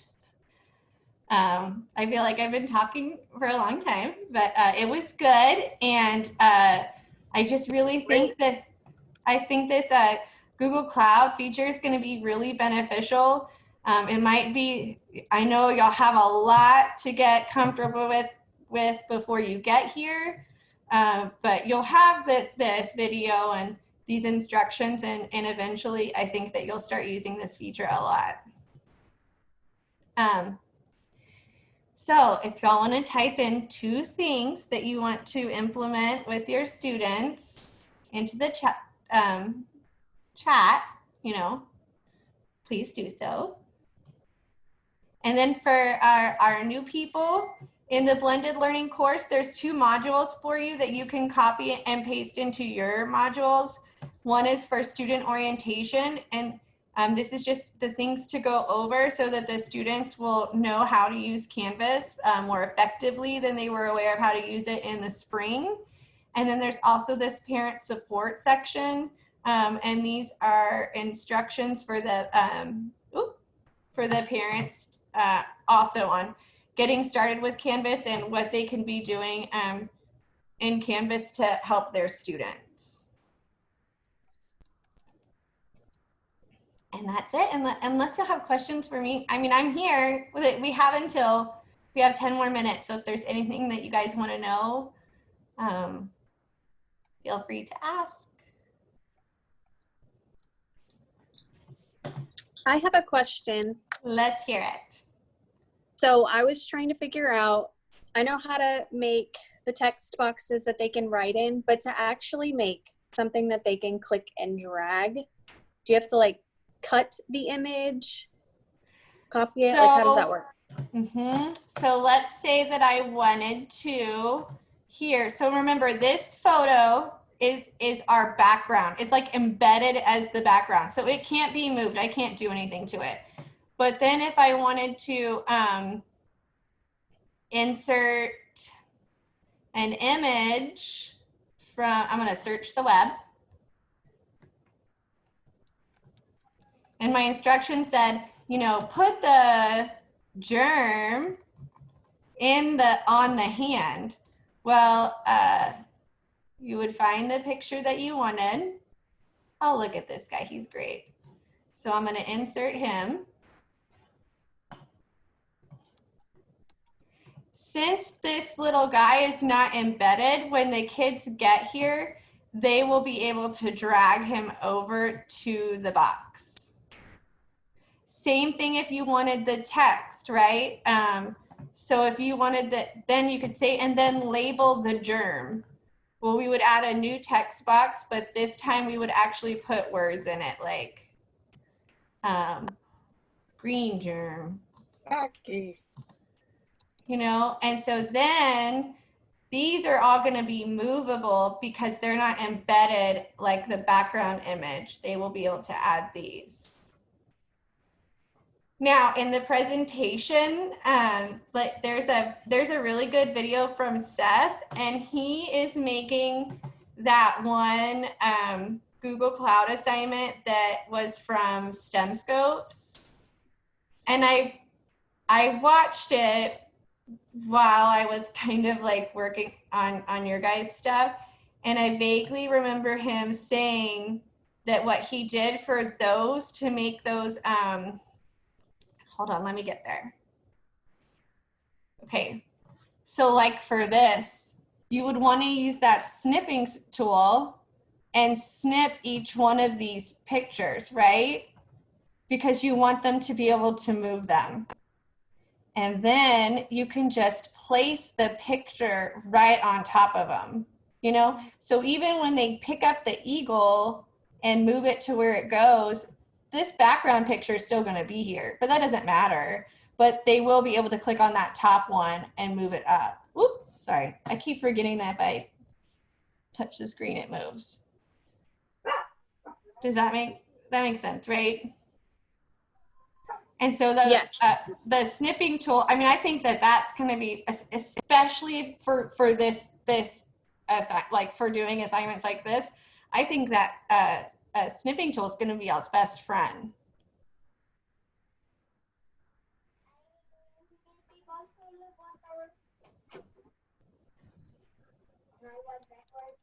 And you know, I'm gonna, so I think that y'all got that email from me that has my information in it. And I had the video from my morning presentation. I had it processing for an hour and it still didn't finish. So I'm sure it's gonna take it a little while to process this so that I can send it over to Deborah, but I will send her the video. I will send her the presentation,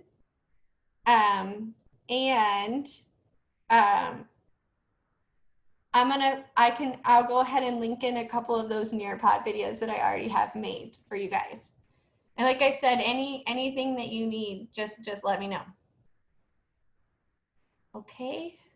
Thank you very much, Brandy. You did a fantastic job. Okay, well, I hope it was less overwhelming. I know some of the other ones are really fast, and there's a lot of people in those groups, so it's kind of hard to ask questions. So I hope it was like a little less overwhelming and a little more clear on what you're supposed to do. I think so, you know, and again, if you have the videos, whenever they're ready, I can just share it with them if they want to go back and review.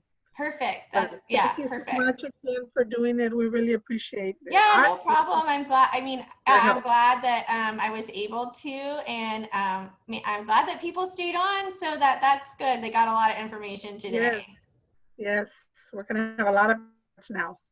Yeah, yeah, a lot of experts. Well, awesome. Okay, you guys, unless there's anything else, I'm going to go ahead and end this session so it can start processing. All right.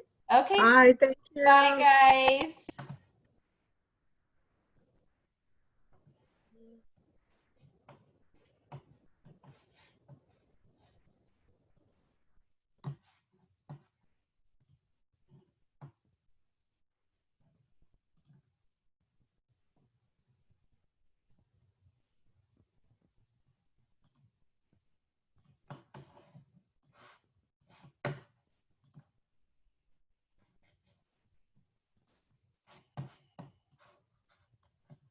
I don't know. Oh.